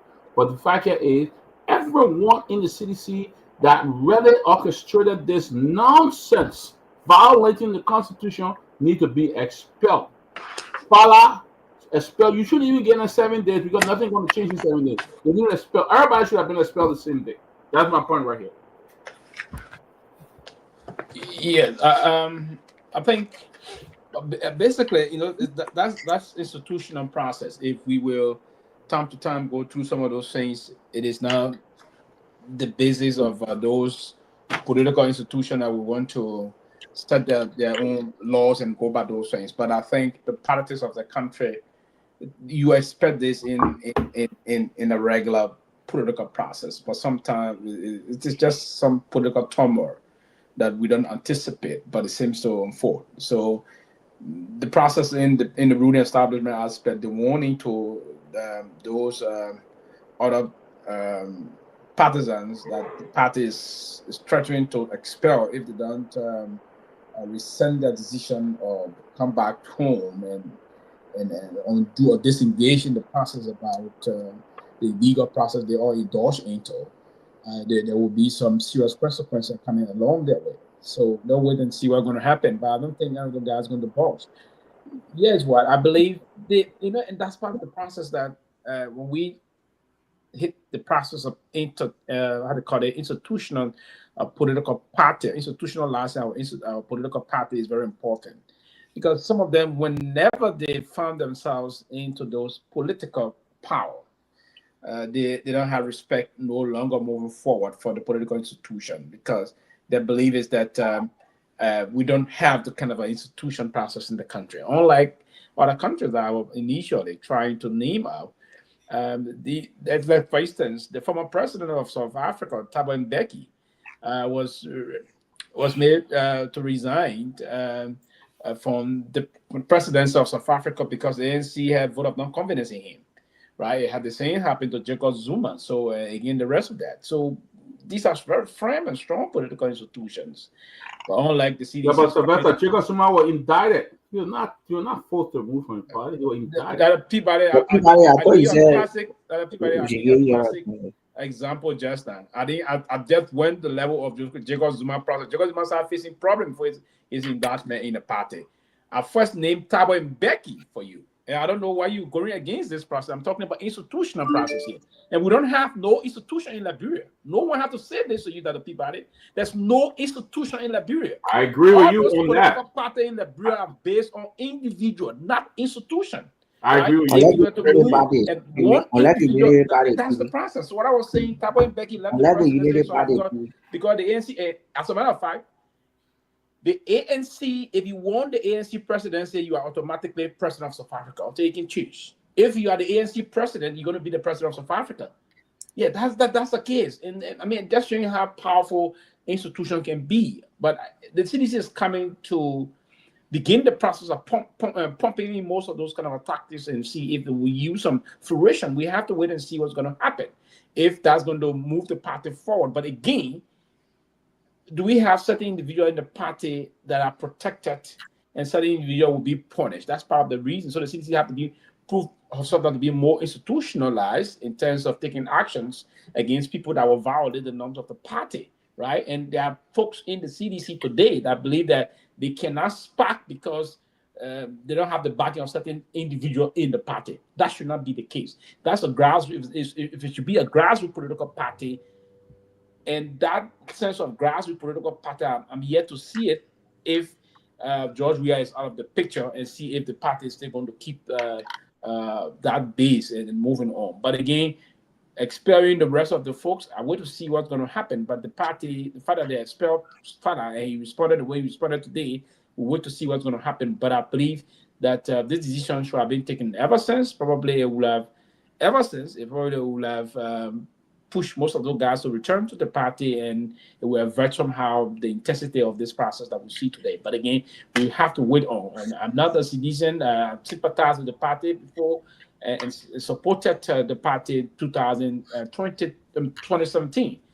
Right? So again, what is unfolding in the party, I think is the time the party will have to call some tactical retreat and see. Basically, they have been a while. The party have not had even a convention ever since the chairman Modu resigned. There have not been a convention yet. Chairman Ko is not Chairman Ko. Chairman Jallah Ko. Yeah, Jallah Ko is still acting in the rest of that. Quickly, let me somehow disagree. I knew very well. I was keeping this in my mind with Ben on the basis of the past chairman, how they call him, was the most powerful chairman. I don't want to think he was the most powerful chairman because in the history of the party, we had chairman come, chairman go. But I think Chairman Myean was indeed the most powerful and most consequential chairman of our time. And here's what I would say. I listened to Ben clearly that, he had control. No. So they didn't have that control. They were friends. The person that had control on President Weah and could do things and allow things to go through was Nathaniel Myean. You apples and oranges. No, but was chief of staff. No, but I got no. Even as chairman of the party, I got to come in there. How we went through the election and the war. I'll come in there. Those things. Who you think guided the process? I'll come in there. Myean did not exit as chairman of that party. Myean did not wield the kind of power that's no. But let me say this. If you say strategically, Myean, yes, Myean, he was strategic. I'm very strategic. Winning election. Victory. But and that's why people believe that Myean was still chairman of the party, or he was still active in his role as Minister of State, and she was after the president. It's believed that he would have led the party to victory again because, of course, but that's not what I'm talking about. I come in, Ben. But even when I talk to Peabody, he was clear that Myean was somebody he wanted to talk to. I'm not talking about strategies. I'm not talking about. Let me say this though. In terms of control of the party, I agree with Ben. You know why? Really control of that party? They were meeting. They were meeting when meeting. So he control the party. So don't have draw. We have support. Period. But that's what we're talking about. Modu even control the party. There's Soro. Modu have good support. There were things when Solo said we have to even say no. There were times in meeting. Are you kidding me? In meeting when Solo said Solo is chairing meeting. That's how powerful that ball was. And President Weah on his phone. You said, Mr. Political Leader, please put the phone out in meeting. Malu, we disagree with that.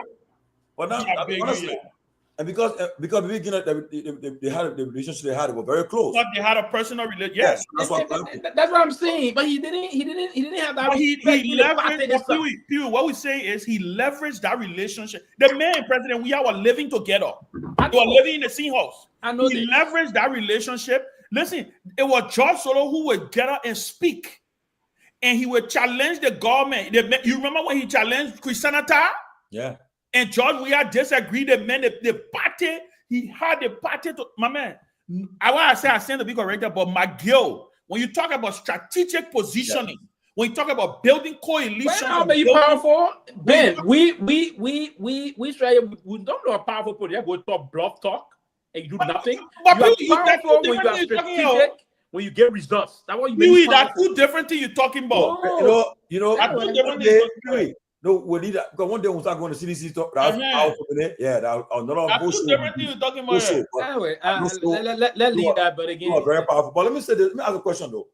Now, I repeat. I still stand and believe that Thomas Fala expulsion is temporary. I believe that's my position. I believe he will return to the CDC any time to come. The damage has been done. That I hope. Just that I hope. I'm a hope. I believe. I said I hope. I mean, you want to see him. You want to see. I'm saying you got any person up. I mean, I hope. But let me ask a question, right? I think that train has left the station. Let me ask the Ben. Like people already saying that Thomas Fala. First of all, they believe that noise. It's believed that. Oh yeah, I see people writing. I see people in chat room not putting it there. Oh, if Bugger don't run. That cool for that ticket, and I don't want to believe that it will happen. For I'll go to CDC. If I hope that Abu and others, you people are thinking about, it's not going to happen. Wait. So if Bugger ain't wrong, that was cool for that versus who? For that ticket, what they are saying now. But cool and Fala can be here. What they are saying right now. I beg your man. But then too. Yeah, but tomorrow that's why I want to be president too. So what are you going to leave him? Tomorrow, I have to speak though. Also, yeah, you speak, my man. The thing is that too. My question is, if this present impasse with the speaker come to an end, I don't know where it is right now. You still believe that Kofa will just put a tower and just go away, or he will go down for a fight? I mean, I don't believe that Kofa will just surrender the thing to them and resign. That would want him to probably resign. You think it will happen? It will happen, Ben, Peabody, and Abu.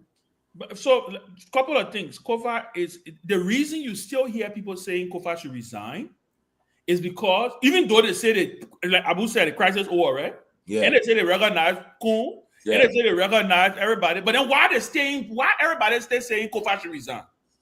If you have recognized him, if you're calling him, not even calling him formal, not even saying formal speaker now. But then how do you say somebody who is formal should resign? That's why I don't understand.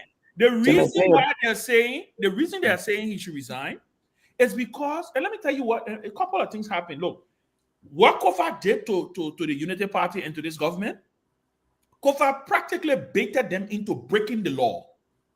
And they know, the Unity Party, trust me, this government is fully aware of their actions and the consequences of their actions, the ripple effect that this will have on this government. It may not be today. It may not be 2-3 months. It will come back to haunt them. Trust me. This thing that they did where the Supreme Court, they sat down, Kofa baited them into breaking the law. He went to the Supreme Court. The Supreme Court ruled in a specific way. They got the Justice Minister to come and interpret the Supreme Court ruling and say, oh, they're going by what the Justice Minister say and not what the Supreme Court say. So the reason you hear them saying he must resign is because if Kofa were to announce today that he resigned, that mean he break no law. That mean that he resigned and the thing was vacant. The fact that he's holding on and they have to muzzle their way. It's almost like they got to go. It's like when they're saying they got to go. Let me get an example. They say they're going to go take Kofa office, right? And they say he must vacate the office, right? Yeah. So when Kofa go in the office tomorrow and sit down there, you know what will have to happen, right? They will have to go there to physically remove him. Those are the kind of things that they don't want. These are the kind of things they don't want. They know we live in the internet age. They know these things have consequences. I can tell you, nobody even talking about the bribery. Nobody even talking about the fact that the LSCC has an investigation. Where is that investigation? This government, Kofa forced this government to break the Constitution. Forced this government, expose the president's hand. This is what the president did not want. The president was hoping that Kofa was going to resign weeks ago. Now they have drawn but Tomalin, Joseph Boyka have been shielding behind this thing. He's been saying, oh, I know about it. I'm not part of it. Now he's a part of it because he called the speaker and told the speaker to resign. But why are you saying, Mr. President, why are you saying the speaker should resign? If your people say there's no more Speaker Kofa, if they say they got Speaker Kun, they got everything, then how can somebody who is not something resign from that thing. Yeah, but They know that the legal constitutional speaker of the republic is Fonati Kofa. They know that. Chairman, I can tell you, and I will end on the. I can tell you with the proximity and the access that I have, knowing Kofa, Fonati Kofa will never give it to them. If they didn't go do their business with Kun, let them do everything, Kofa will remain speaker until they do it the right way. Well, if I were him, I would not even do it. No, but everything else they're doing, so let me ask you a question. He should not resign. He should not resign. He must not at all. We're making a CDC statement. Statement today. 1 minute. We're making a CDC statement today. You think CDC, the issue of strong statement today? I think the statement was extremely strong. They even talk about the potential of protest in the statement. Look, let me tell you something, Tommy. The government don't want this. They don't. Let's be frank. The government is stretched thin. If CDC were to announce a mass protest tomorrow, there's a potential this government could crumble. But let me give you an example. Let's just say George Weah decide tomorrow, I'm going to walk to the Capitol building. I'm asking all seditionists who can make it to join me. Let's walk to the Capitol building. Just the people from West Point alone, will overwhelm the security services. They may have to call the army. So they don't need it. That is the reason why you see them still in the background saying, let Kofa resign. Let Kofa resign. Kofa, you saw Amara come out today. Oh, resignation may show leadership. Listen, you know what will show leadership? My big brother, AMK, who, by the way, I have a lot of respect for, and I spoke with him a few days ago, but I vehemently disagree with him. What I saw, what I wanted to hear from Amara Kone was talking about the law, standing on being bold and standing on the foundation. Now, you know what the Senate did was wrong. The Senate, which happens to be a part of the first branch of government, disregard the Supreme Court ruling, and took the Justice Minister's opinion over the Supreme Court opinion. Can you imagine that? The first time ever in the world. You see, first time. Peabody, you see individual senators now issuing statements. Yeah. I saw Nimini Batikwa and Abachie issuing statement that they were not part of the decision.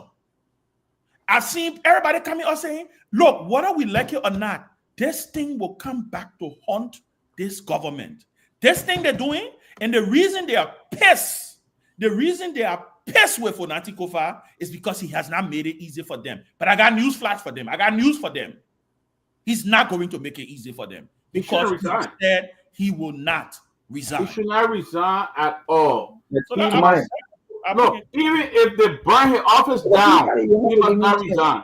I'm going to say this. Go ahead, Abu. Go ahead, talk. I'll give you a chance to talk. Okay, the first thing is the Justice Minister did not contradict what the ruling says. As a legal luminary and as an attorney. You like that word, though. You like the luminary thing. You like it. Yes. Okay. As a legal expert and as an attorney general of the Republic, who can also disagree with the president publicly, share from his opinion, the Supreme Court did not say that the majority bloc acted unconstitutionally. There have been debates across the country among legal experts that the ruling from the Supreme Court was misinterpreted by Fonati bloc. And that is to say, these guys who, from the majority bloc, acted in conformity with the Constitution to have conduct quorum in a joint chamber.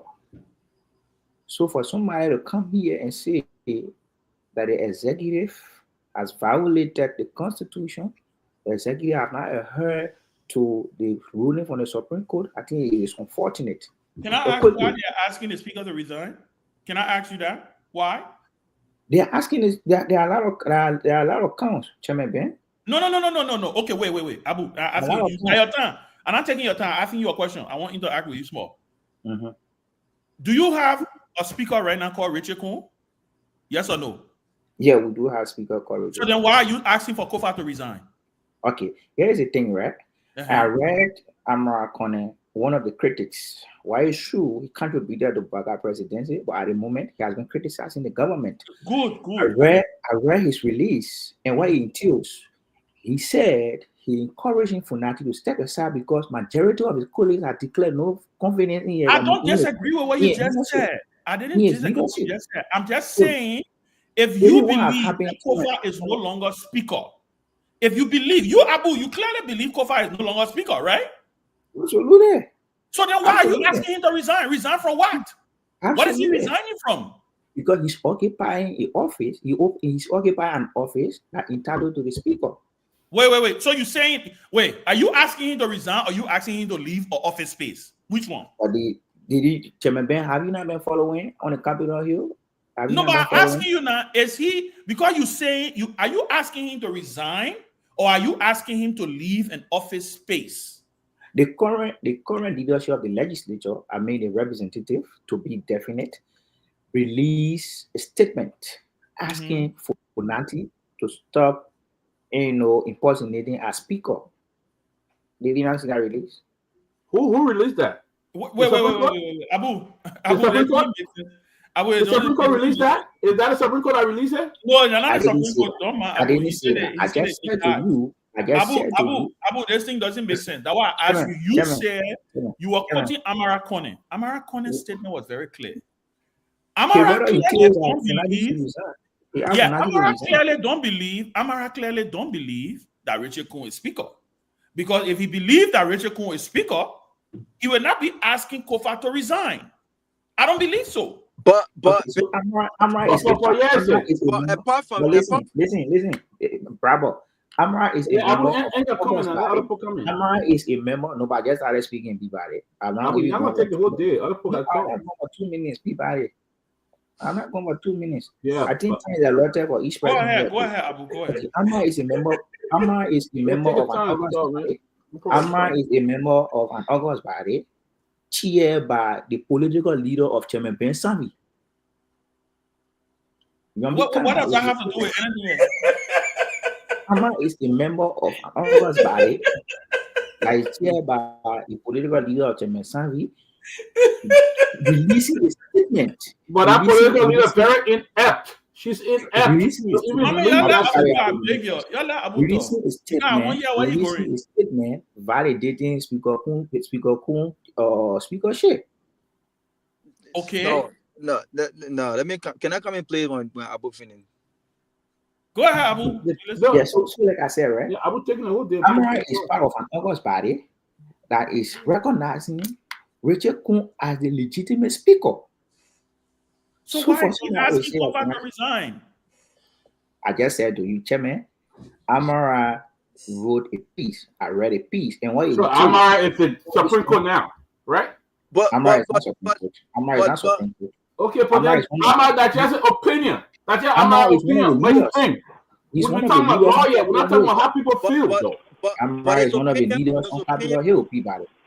That's his opinion. He's not a member of the Supreme Court. That's how he feels. But how people feel a thing. It's about the law. Peabody.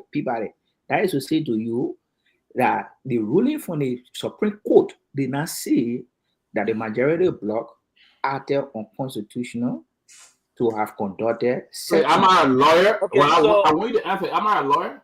Amara is not a lawyer, but Amara is a lawmaker. The minister who was inept, he wanted to be chief justice, so he gave up his whole career. I think being unfair to very inept justice minister. History will look back at history and will see one of the most useless justice ministers in the history of Liberia. That's also to a guy. He had grown his character, he tinted his character. Too many people is not a Why in the world? Why in the world? I think my time to be because you're slow. You're too slow. No, I'm not slow. I will be given the time man. Take your time. I think time allotted to each person. People, You getting me? No, you take your time to talk. I don't mean it in that other way. I just mean he's a little bit. You keep interrupting me. The mega people here, go ahead. You keep interrupting me. So like I said, Okay, sorry, brother. Sorry, okay, so Amara is part of an August body that validated the justice, that validated speaker Namu leadership as speaker. So if one example, right? On yesterday, I did not appear on the show. I heard you saying I did escape. I did not appear on the show. I did not escape. I tested Tomalin. I would have appeared on the show because I was a bit tired. That's the reason why I did not appear on the show. But for somebody to so for somebody to say that Boga is not ruling as he promised the people of Liberia, I think that's being insincere. We have not even gone 2 years of a 6-year term. So how dare you use 1 year as a determining factor to back leadership of this country? So let me chime in real quick, Abu. The reason why people are beginning to draw an opinion on this government. I mean, there's this saying that says, if Christmas will be good, this is the first year, right? And look at how chaotic the country looks right now. Look at how lawless the country looks right now. Look at how embarrassing the entire government led by Joseph Boakai right now. But ladies and gentlemen, why are we even surprised that Abu is now uplifting the opinion of a senator as gospel? I mean, this is a government who have been guarded not by the opinion of the Supreme Court, even though they were very explicit when they said the sittings and actions of those lawmakers were not in conformity with Article 33 and 49 of the Constitution. They didn't see that, but rather they listened to the opinion and the interpretation of the justice minister to guide the decision to work with the illegal bloc. Why are we surprised that Abu would then want to uplift Americans' opinion and his appeal to Fanati Kofa to just leave this thing alone in the interest of the country as gospel? They are willing to accept and embrace the opinion of everyone but the Supreme Court. This is how bad it is in our country right now.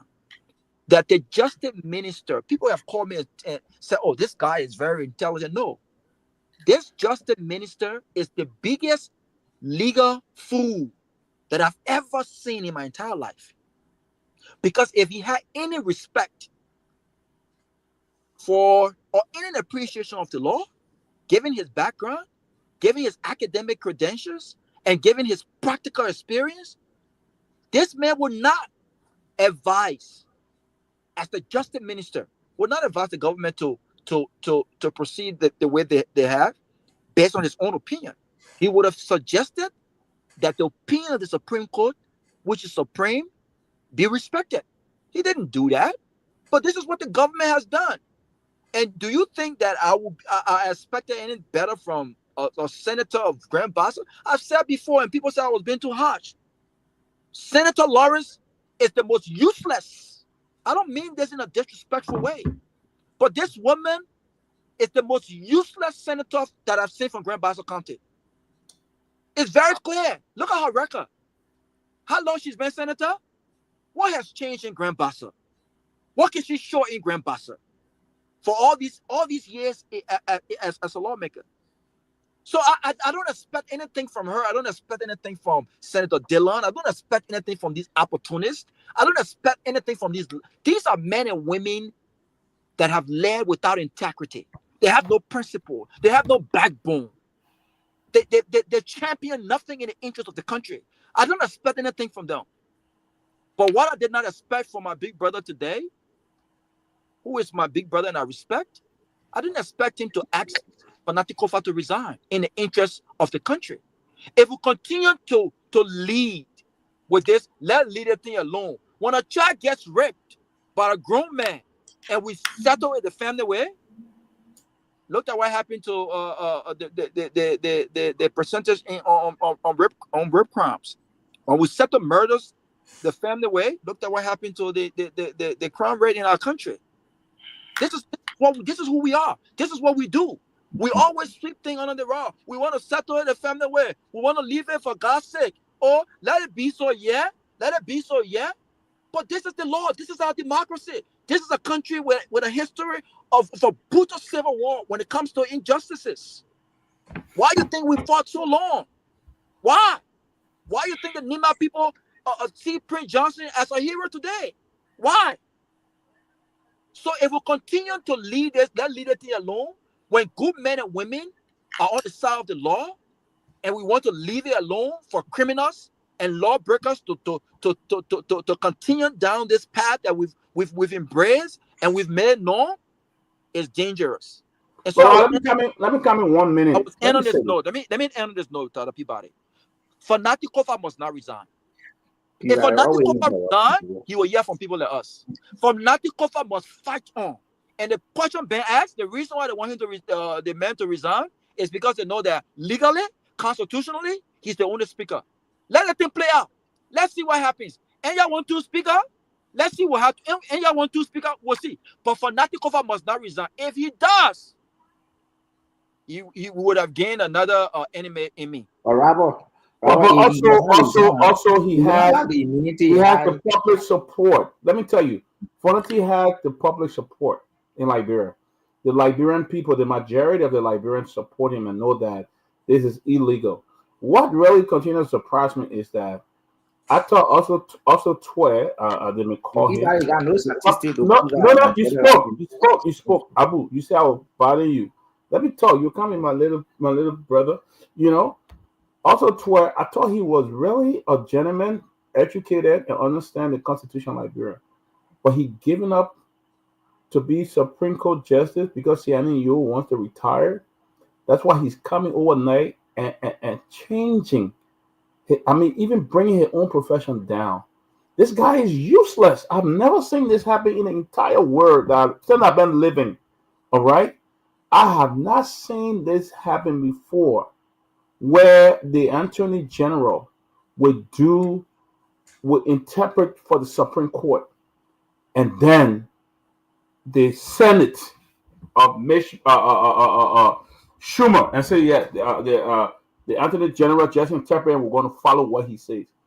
This is so bad to the country. It appears that even we appoint people that are not educated, are not even qualified to hold such position.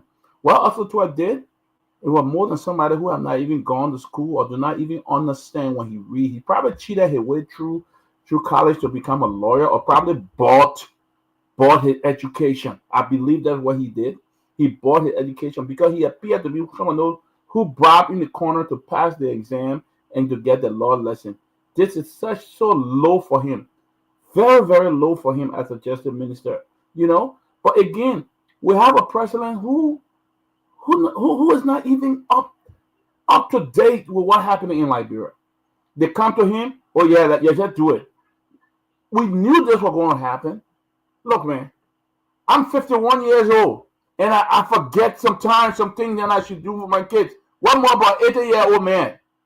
What more about 80-year-old man you put there who dragging on to be president of your country that got no idea of what's going on, can't even keep up with what's going on in your country, can't even sit down and make a decision for himself.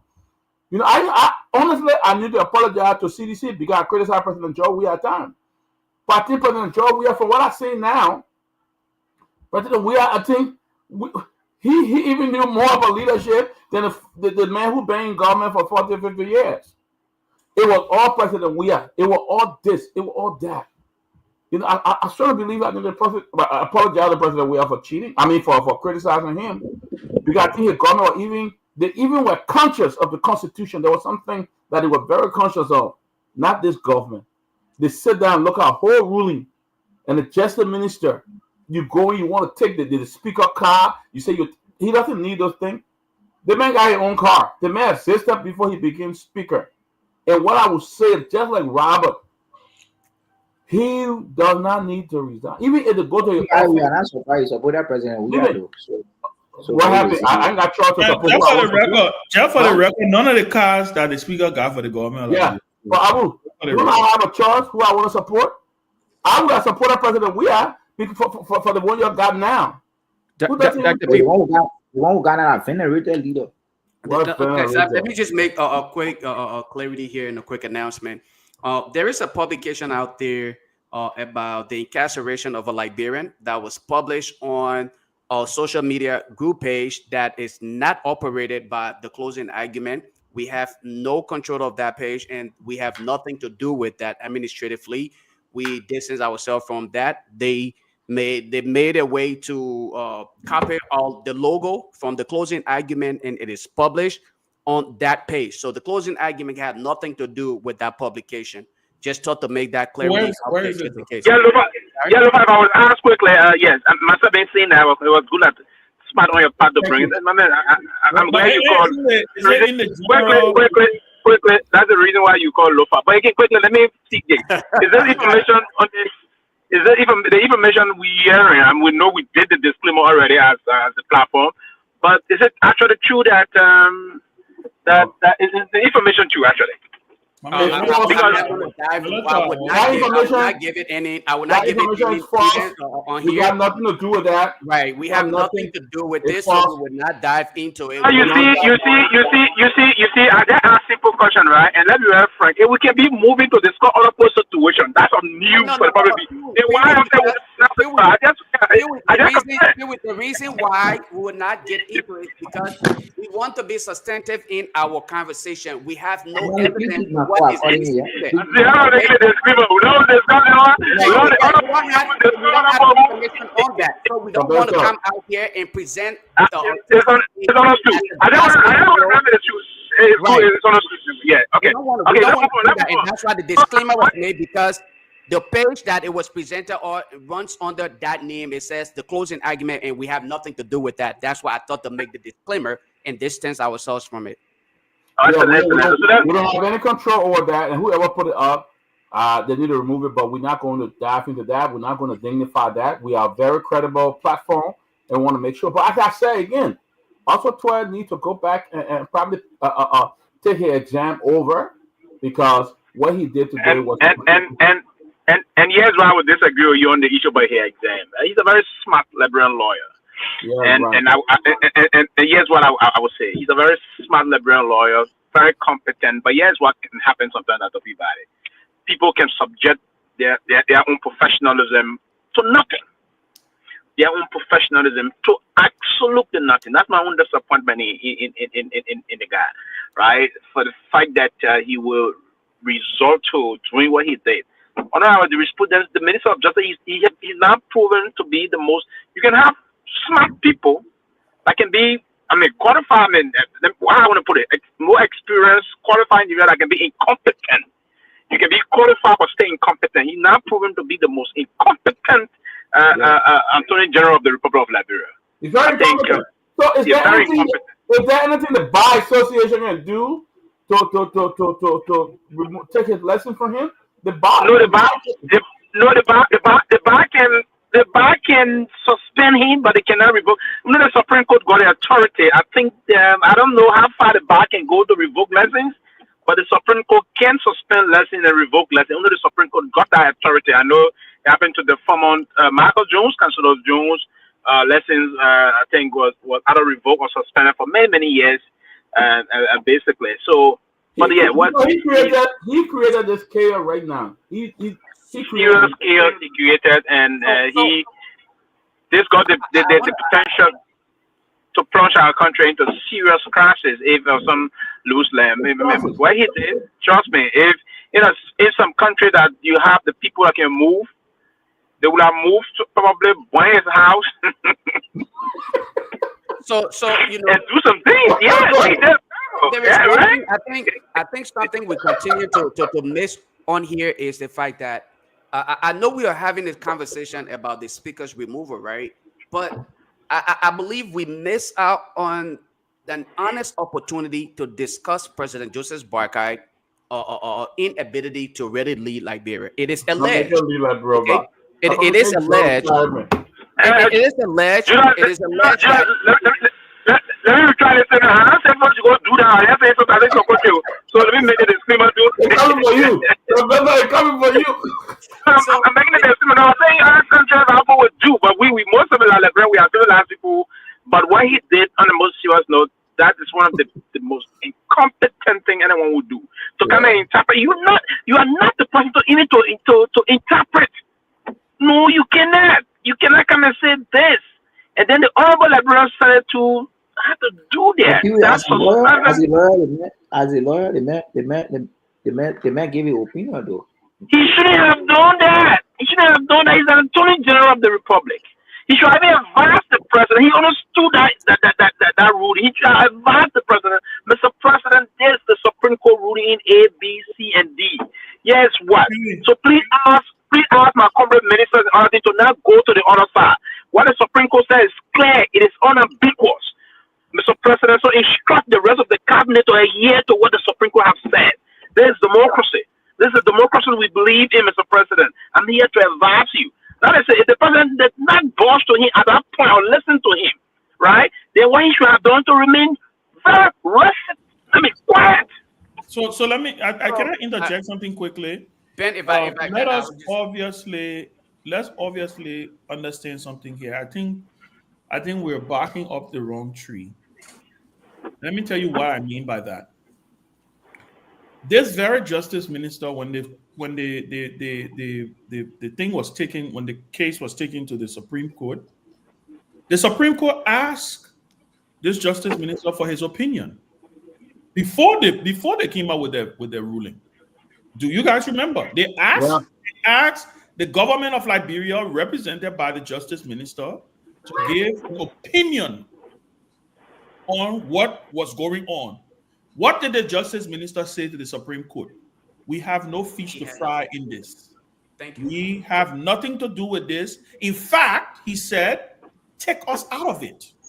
We are not a part of it. The executive, the government is not a part of this thing.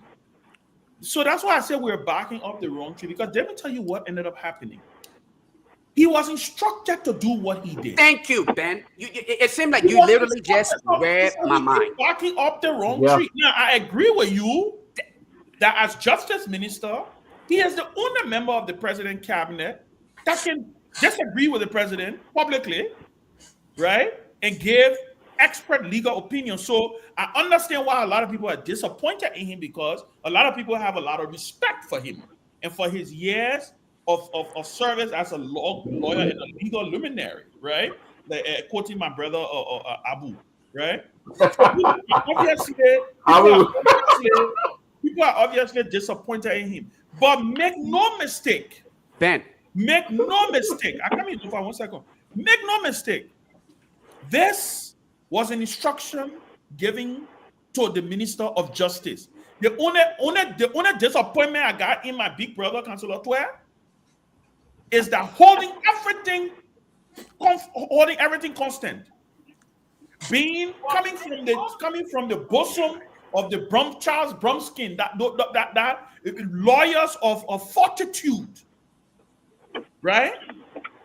He would have told the president, Mr. President, I can't do this. And if the president wants to fire him, he probably should have resigned. You saw it happen with Christiana Tarr and Ellen Johnson Sirleaf. Christiana Tarr resigned because she disagreed with what the president wanted. Something, I forgot what the case was. There was a case, I don't know if people remember that case. There was something, the government, there's very United Party government under Ellen Johnson Sirleaf wanted Christiana Tarr to render some kind of opinion on, and she disagreed. I think what the material that was thing.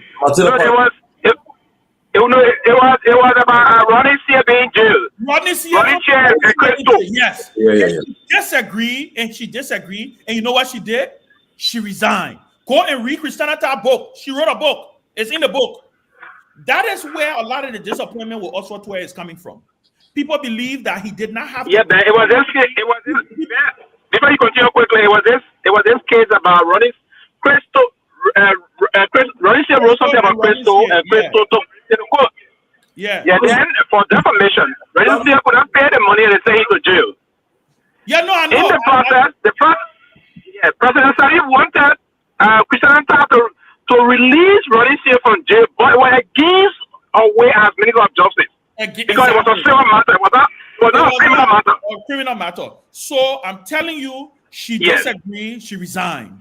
Many people believed that after Oswald 12 communicated with the Supreme Court, on record, he wrote the Supreme Court and said, leave us out of this. We have no opinion on this matter. For him to come back after the Supreme Court gave their opinion, right? He should have, because he was instructed. He was instructed. This is what the government wanted to do. Again, like I said previously, 30 seconds. Previously, like I said, the president, this is not where President Joe Boyka wanted to be. They played the crisis here. They're not the situation he wanted to find himself in. He stayed quiet for almost 2 months. He tried his best, even when he was writing to send the budget. He said, presiding officer. You can see he went at many lengths to stay above the fray, to make it look like Joe Boyka doesn't want to violate the law. That this is a legislative thing. But because of what Kofa did, Kofa forced them to go and break the law. And so they tried to use the justice minister. And I will say by far, that too has backfired. That too has backfired. But you see, the justice minister, as dean of the Supreme Court, of the Supreme Court, I think, like you guys are saying, he was not forced to render an opinion in this case, or interpret the Supreme Court opinion either. It is rare. We have not seen it happen in our country before. Even though he's the dean of the Supreme Court, it doesn't happen anywhere, Tomalin. Not even in Liberia.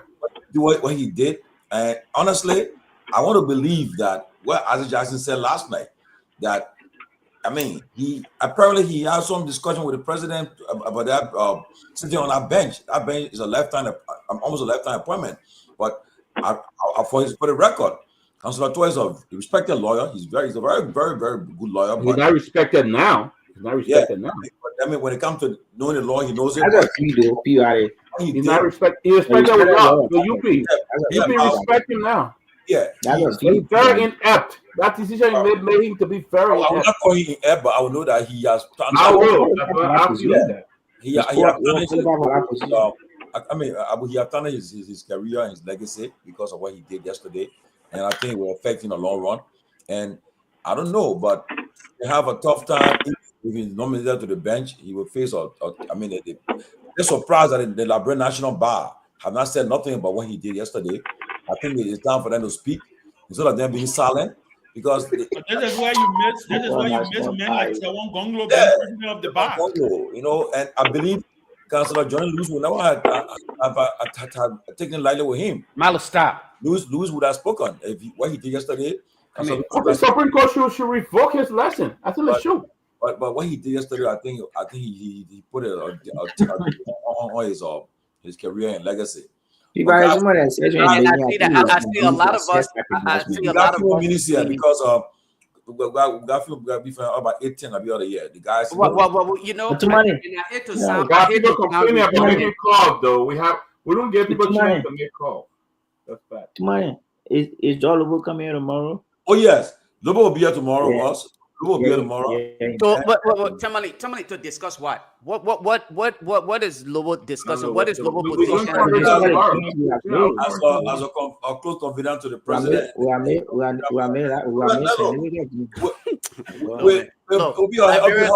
Liberia is literally. I don't know about that one. I don't know about that. We're going down the drain here. Look, guys, on a very serious note, Tomalin, if we don't take Liberia serious, we will continue to go in the opposite direction.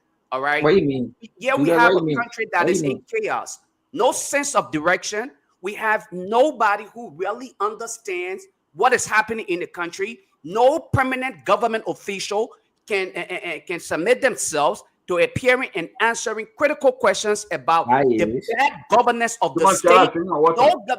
No qualified person, and we are here talking about an individual who is here to even clarify whether he's an appointed official. His position that he will be Yeah, represented I with. don't No, we cannot sit here. We cannot sit here and continue No, to Lofa go Julius. down. Lofa Where Julius. we Guys, He doesn't have to be I an don't have any problem. Can we Lofa, do he doesn't have to be an this? appointed official. Ben, No, Ben, no, Ben, no. Ben, that's my position statement. Yeah, no, but this, we don't do it on the air. Why would we have a But your discussion position on the statement air? doesn't have to be an Okay, it was appointed. mentioned, and I'm responding that Yeah, we have critical I issues thought to this thing was discuss. put in the chat room. Y'all Ben, don't we do have this critical to issues us. to But discuss here, let me speak on and this. Abu brought it up. So speak on I'm this. responding. But here's my But Lofa position. Though. Julius, is there Back Lofa, to the Lofa, issue. an issue? Lofa, Ben, Is back to there the an issue issue? about the guys. president. Ben, Lofa, 1 second. Ben, I want to discuss the issue about the president I and know, the speaker. but I just want to say something. Can I land? Initially, I was about to speak, and you asked to charm me 30 seconds. Can I speak to that then? I don't want to go back. I don't want to do it on that issue. I think there are other critical things that we should be discussing here. Lofa, we're not going back. The time you were getting ready to speak about the president, you took 10 no, but Ben, you interrupted me when I was about to say. No, you said talk about 30 to 40 seconds. seconds to talk about Lobo. My only thing I was trying to say here was, this Lobo thing was decided, I remember, in the chat room. So I don't understand why we on air discussing that, oh, he's not coming and he's coming. No, I did not speak to his whether he's not coming or not. I said, Abu asked a question about his appearance, and I said, I want to discuss critical national issue, not to focus on such a thing. My thing here is what I was speaking to, and I hate to sound redundant. Again, you already spoke to it. You highlighted my concern here, and that is the involvement of the president. We are not focusing on his contribution to the removal of the speaker, because President Boyka is wholly and solely involved in all of these things that are happening. As it is alleged, President Boyka invited the speaker, all right, you will want to say the former speaker, and asked him to resign. So if the president, who's supposed to be a unifier, who's supposed to come to the forefront and unite the country, is contributing to what one would want to consider, as you guys classify it, an illegal removal of the president, or even ushering him to resign, I think there's a problem there. That means President Boyka, in his self-proclaimed wisdom, cannot unite Liberia, because now the country is being divided even more than you can ever imagine. And I don't think we should be, I don't think there's anything else we should be talking about other than this old man deceiving the public. There are young people who wants to go to school today. They don't have access to the university. There are people who are dying from curable diseases, okay? And they're doing nothing about it. There are people who are in the streets. The opportunity, job creation. You cannot sit here and tell me how many jobs that you have created in Liberia. I dare you. Give me some, quantify the job creation in Liberia. I give you all my time. Okay. Quantify job creation in Liberia. Okay, let me say this, right? Look, tomorrow could provoke a lot of stuff. Lobo is coming as he called himself a confidant of the president. He's coming. It could provoke questions will come. People will want to come and also forward on the platform. Let him come. He come. If he come, you can engage him and question him. And other people can. I'm sure people. Is he coming as a guest? So guest tomorrow. He can be our guest tomorrow. We don't want to guest. Ben already said what in the chat. Everybody said nothing about it. So that have been gone. Tomorrow, me coming. He just validated some of my partisans who have said that this show is an anti-government show. It's not anti-government show. I would say. How was it an anti-government show when you are an employer of the government? You're here. It's not anti-government. Everybody can be on the show. I don't get problem. Yeah, but that's what Lofa is doing. Lofa is doing. How is that? You said who is Jallah? Jallah he's not an appointed official. So why is he coming to say? You know why is that? Right. So if you are claiming that it's an anti-government platform, why would we encourage appointed government official to come instead of surrogates, as you're claiming? So the government have information that the public needs. They put watching show tonight. The fact is, like I said, I don't want to discuss. I want to discuss the current critical issues, and that's the surrogate position. Not the surrogate position. That's fine. I mean, we're not discussing that. Let's move on. I was just responding to Abu's question, and that's my position. So gentlemen, can I say just one word? I just want to thank you guys for keeping the the program on. Like I said to you, I'm taking a class. It's intensive. If you have to look on the screen, we are on like 20 minutes break. So I'm learning in my old age, trying to learn how to program all of you. So, but I want to thank you guys for the good job you're doing. I'm just forcing myself to make a quick comment here because Cording would not have made it. But I know it's true that the issue of Lobo was in the chat room. I didn't comment on that. I spoke, Grace and I spoke about that. I intend to call Tomalin to also comment on that. But I think we need to set a high standard for who appear on this platform. This platform is rated very highly. Lobo has nothing to offer, really. That's my opinion. Lobo, you can invite Lobo in 2029. What did he say? I didn't hear what he just said. He has nothing to offer in terms of in the context of the discourse that we own now. He's not a government official. He's a self-declared, self-appointed. Guar has never. Many people are Guar friends. So tomorrow you can engage him. A question about that. Every question. The thing is, you don't want to. I mean, he's going to appear. The decision has been made by those who invited him, right? And they control the platform. He's going to appear. But if you were to ask me, I would say we'd rather go after one of the lawmakers. Maybe you get Kehleboe to appear here, or we'd rather go after other things. That would be much better than bringing Lobo. Lobo has nothing to offer. Lobo, nobody knows who. Look, until 2023 election, maybe you knew Lobo. Okay, maybe you knew Lobo. But we can Google and see what were his comments on Liberia issue. Who's talking also? I want to give him. Oh, sorry, my class is starting. Okay. Yeah, so that's Kehleboe, before you go back to class, let's talk about what's going on. Talk about what's happening right now. Before you go back to class. Some people are dark, Kehleboe have not come on that. First, some people are dark. Who I went off to College Station, became an Aggie, and I got a Bachelor's of Science there in biology. Really cool neuroscience research there. Let me see if I can mute the professor. Cultured mice brain cells in a petri dish and did some studies on them. It was really cool. Mute your class. Back to Austin. Mute your class. And took the data analytics go to class. I got it. All right, Kehleboe, we'll talk. You gotta come back, Kehleboe. You gotta come back. What's up, you are you just come in. I see you. Let me say this. I don't think the issue here, Lobo or what. I don't think Lobo can come on as a guest. He can come on. I used to think I bring man. Why is it man? I to offer. Guys, why don't get people a chance to talk? Why don't get people a chance to talk? Y'all be unfair. Why you African? You African, you get people a chance to talk. You speak on the show. There's another person here. Come on, Picking. Hold on. Let me say this. All right. Let's talk about it. We got a sitting speaker. Who is being removed illegally? They're attacking him physically. They're doing everything. What mean former speaker? They're the former president. They're the current speaker. They're the former president. Let's say that. Because he's doing fact. He just sitting there and enjoying the new speed that go visit people who die. Whole day to their home.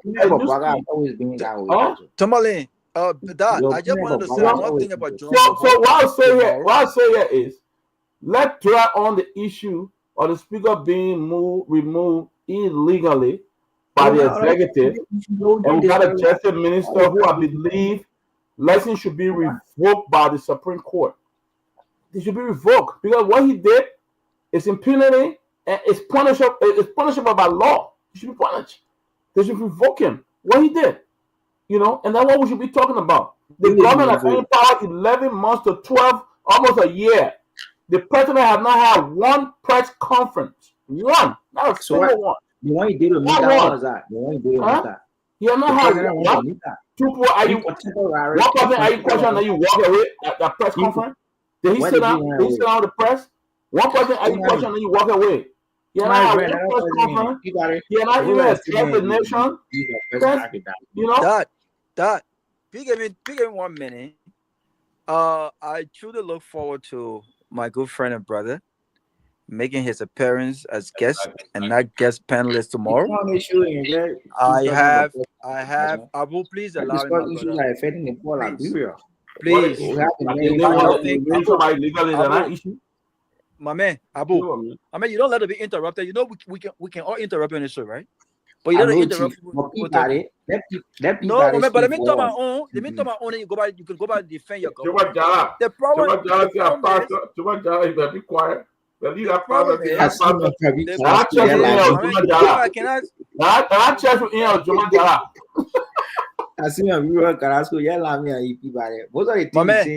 listen, please allow me to land, Abu.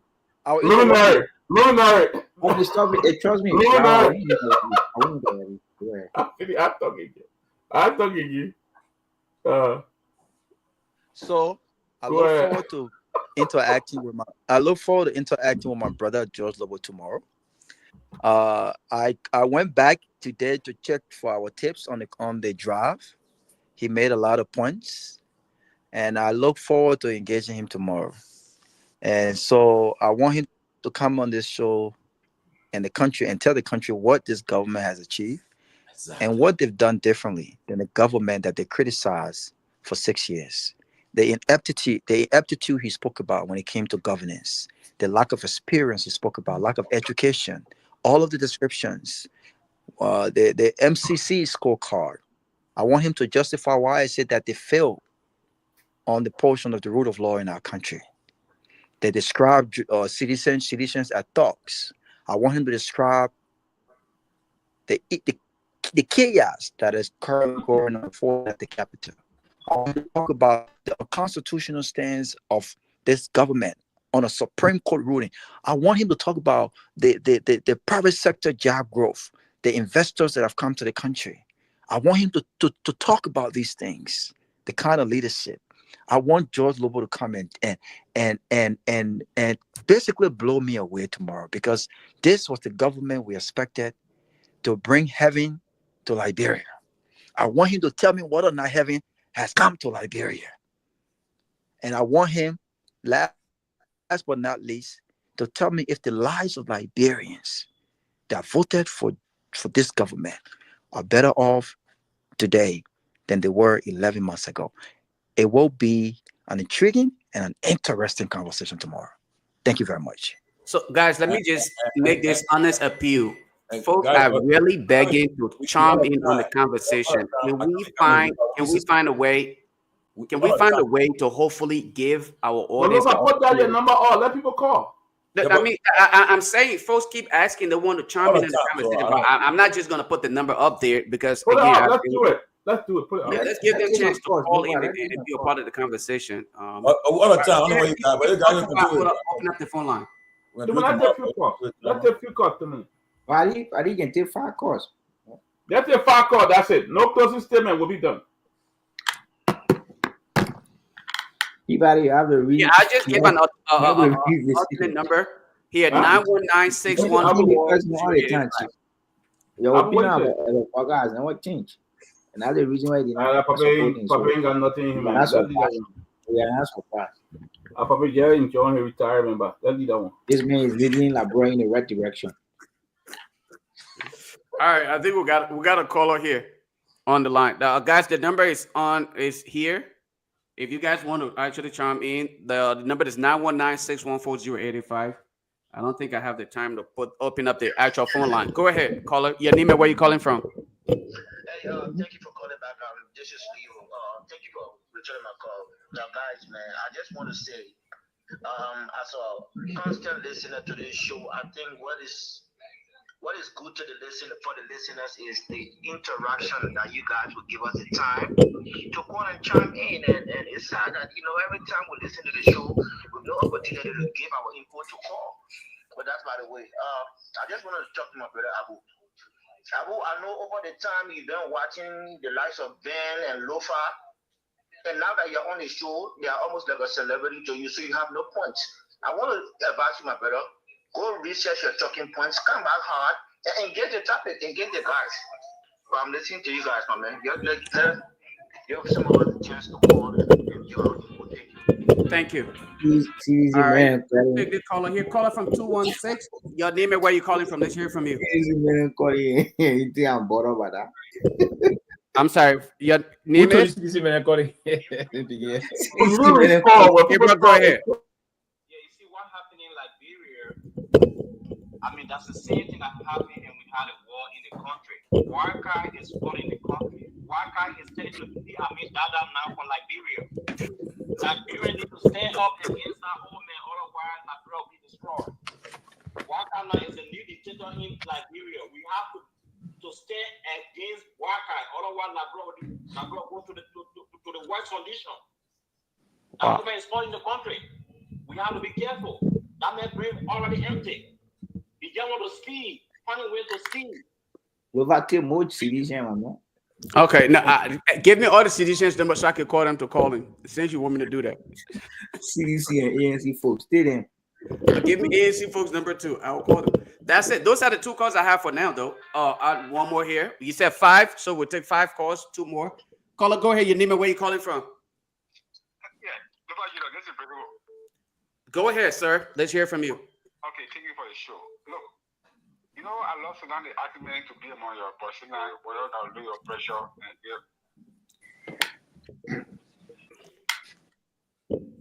Today, I said, Mr. Pewee, they will not call attention to it because although also now I find difficult to understand, to really want to listen to him, but you make a good point. Listen, also in our country, when the wrong citizen thing and tell me, say, yes, also in our country. Can you imagine? When I was living in New York State, I left for that kid.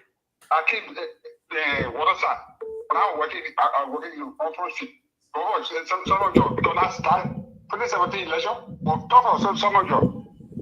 We left for the whole district to come to the place of former people because was to look at party meeting. A father. Even with all that, that he had now, he can never. Effort by himself. Thank you. No, nobody. They might even waste their time with these people. Those are hypocrites. They are just for nothing human being. They might even listen to them. Thank you for the show. Thank you. All right, let's take the next caller here. Caller, go ahead. Your name and where you calling from. Thank you, Julius. Quita Lawrence, Atlanta, Massachusetts. Go ahead. You got a minute. I got to take a note. Thank you so much, guys, for the show. Most recent call. The Tomafala explosion is timely, and I want this to know and to go across. And I know a lot of people know this. Geraldine Doe-Sherry, nobody thought when she did CDC she would become so much unpopular. Joy Solo, nobody thought the same. Today, I call him Molu. He just left the party less than a year ago. How many people here talking about Molu? CDC have a special way of making their leaders and breaking them. We make them. We can decide to support you and lift you up. And tomorrow, if CDC say we don't want you anymore, you will come down flat and forth on your back, and you will not even resurrect from it. So those are things that they have arrived and keep misbehaving on the party. Nobody, you see, most people that today have us.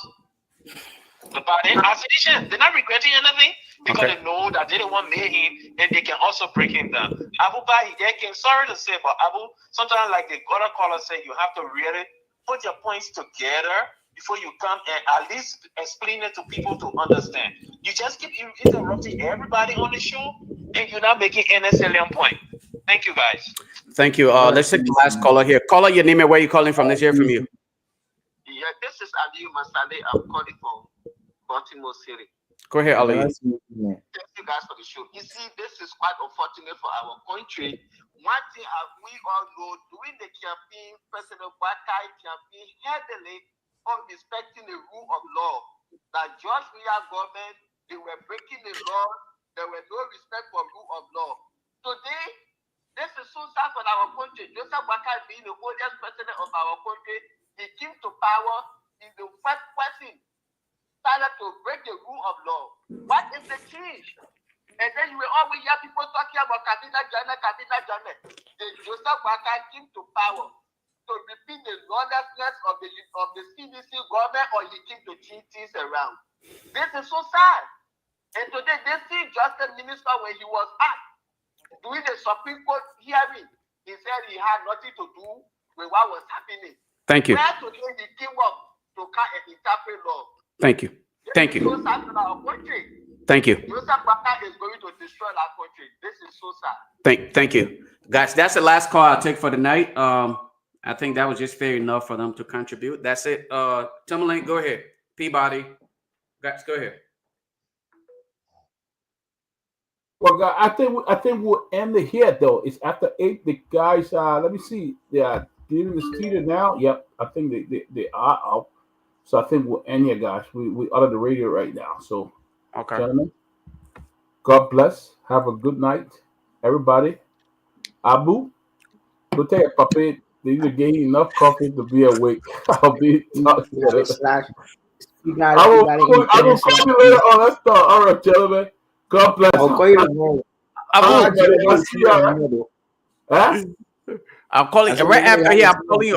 Right after here, I'm calling you. I got a number. I'll send it to you. All right, guys. God bless everybody. Have a good night. Don't forget, we'll take fun for the guys in Liberia tomorrow. Thanks to Jerome Gilman and to others, Darcy Davis and others who made contribution today. God bless everybody. Bye-bye.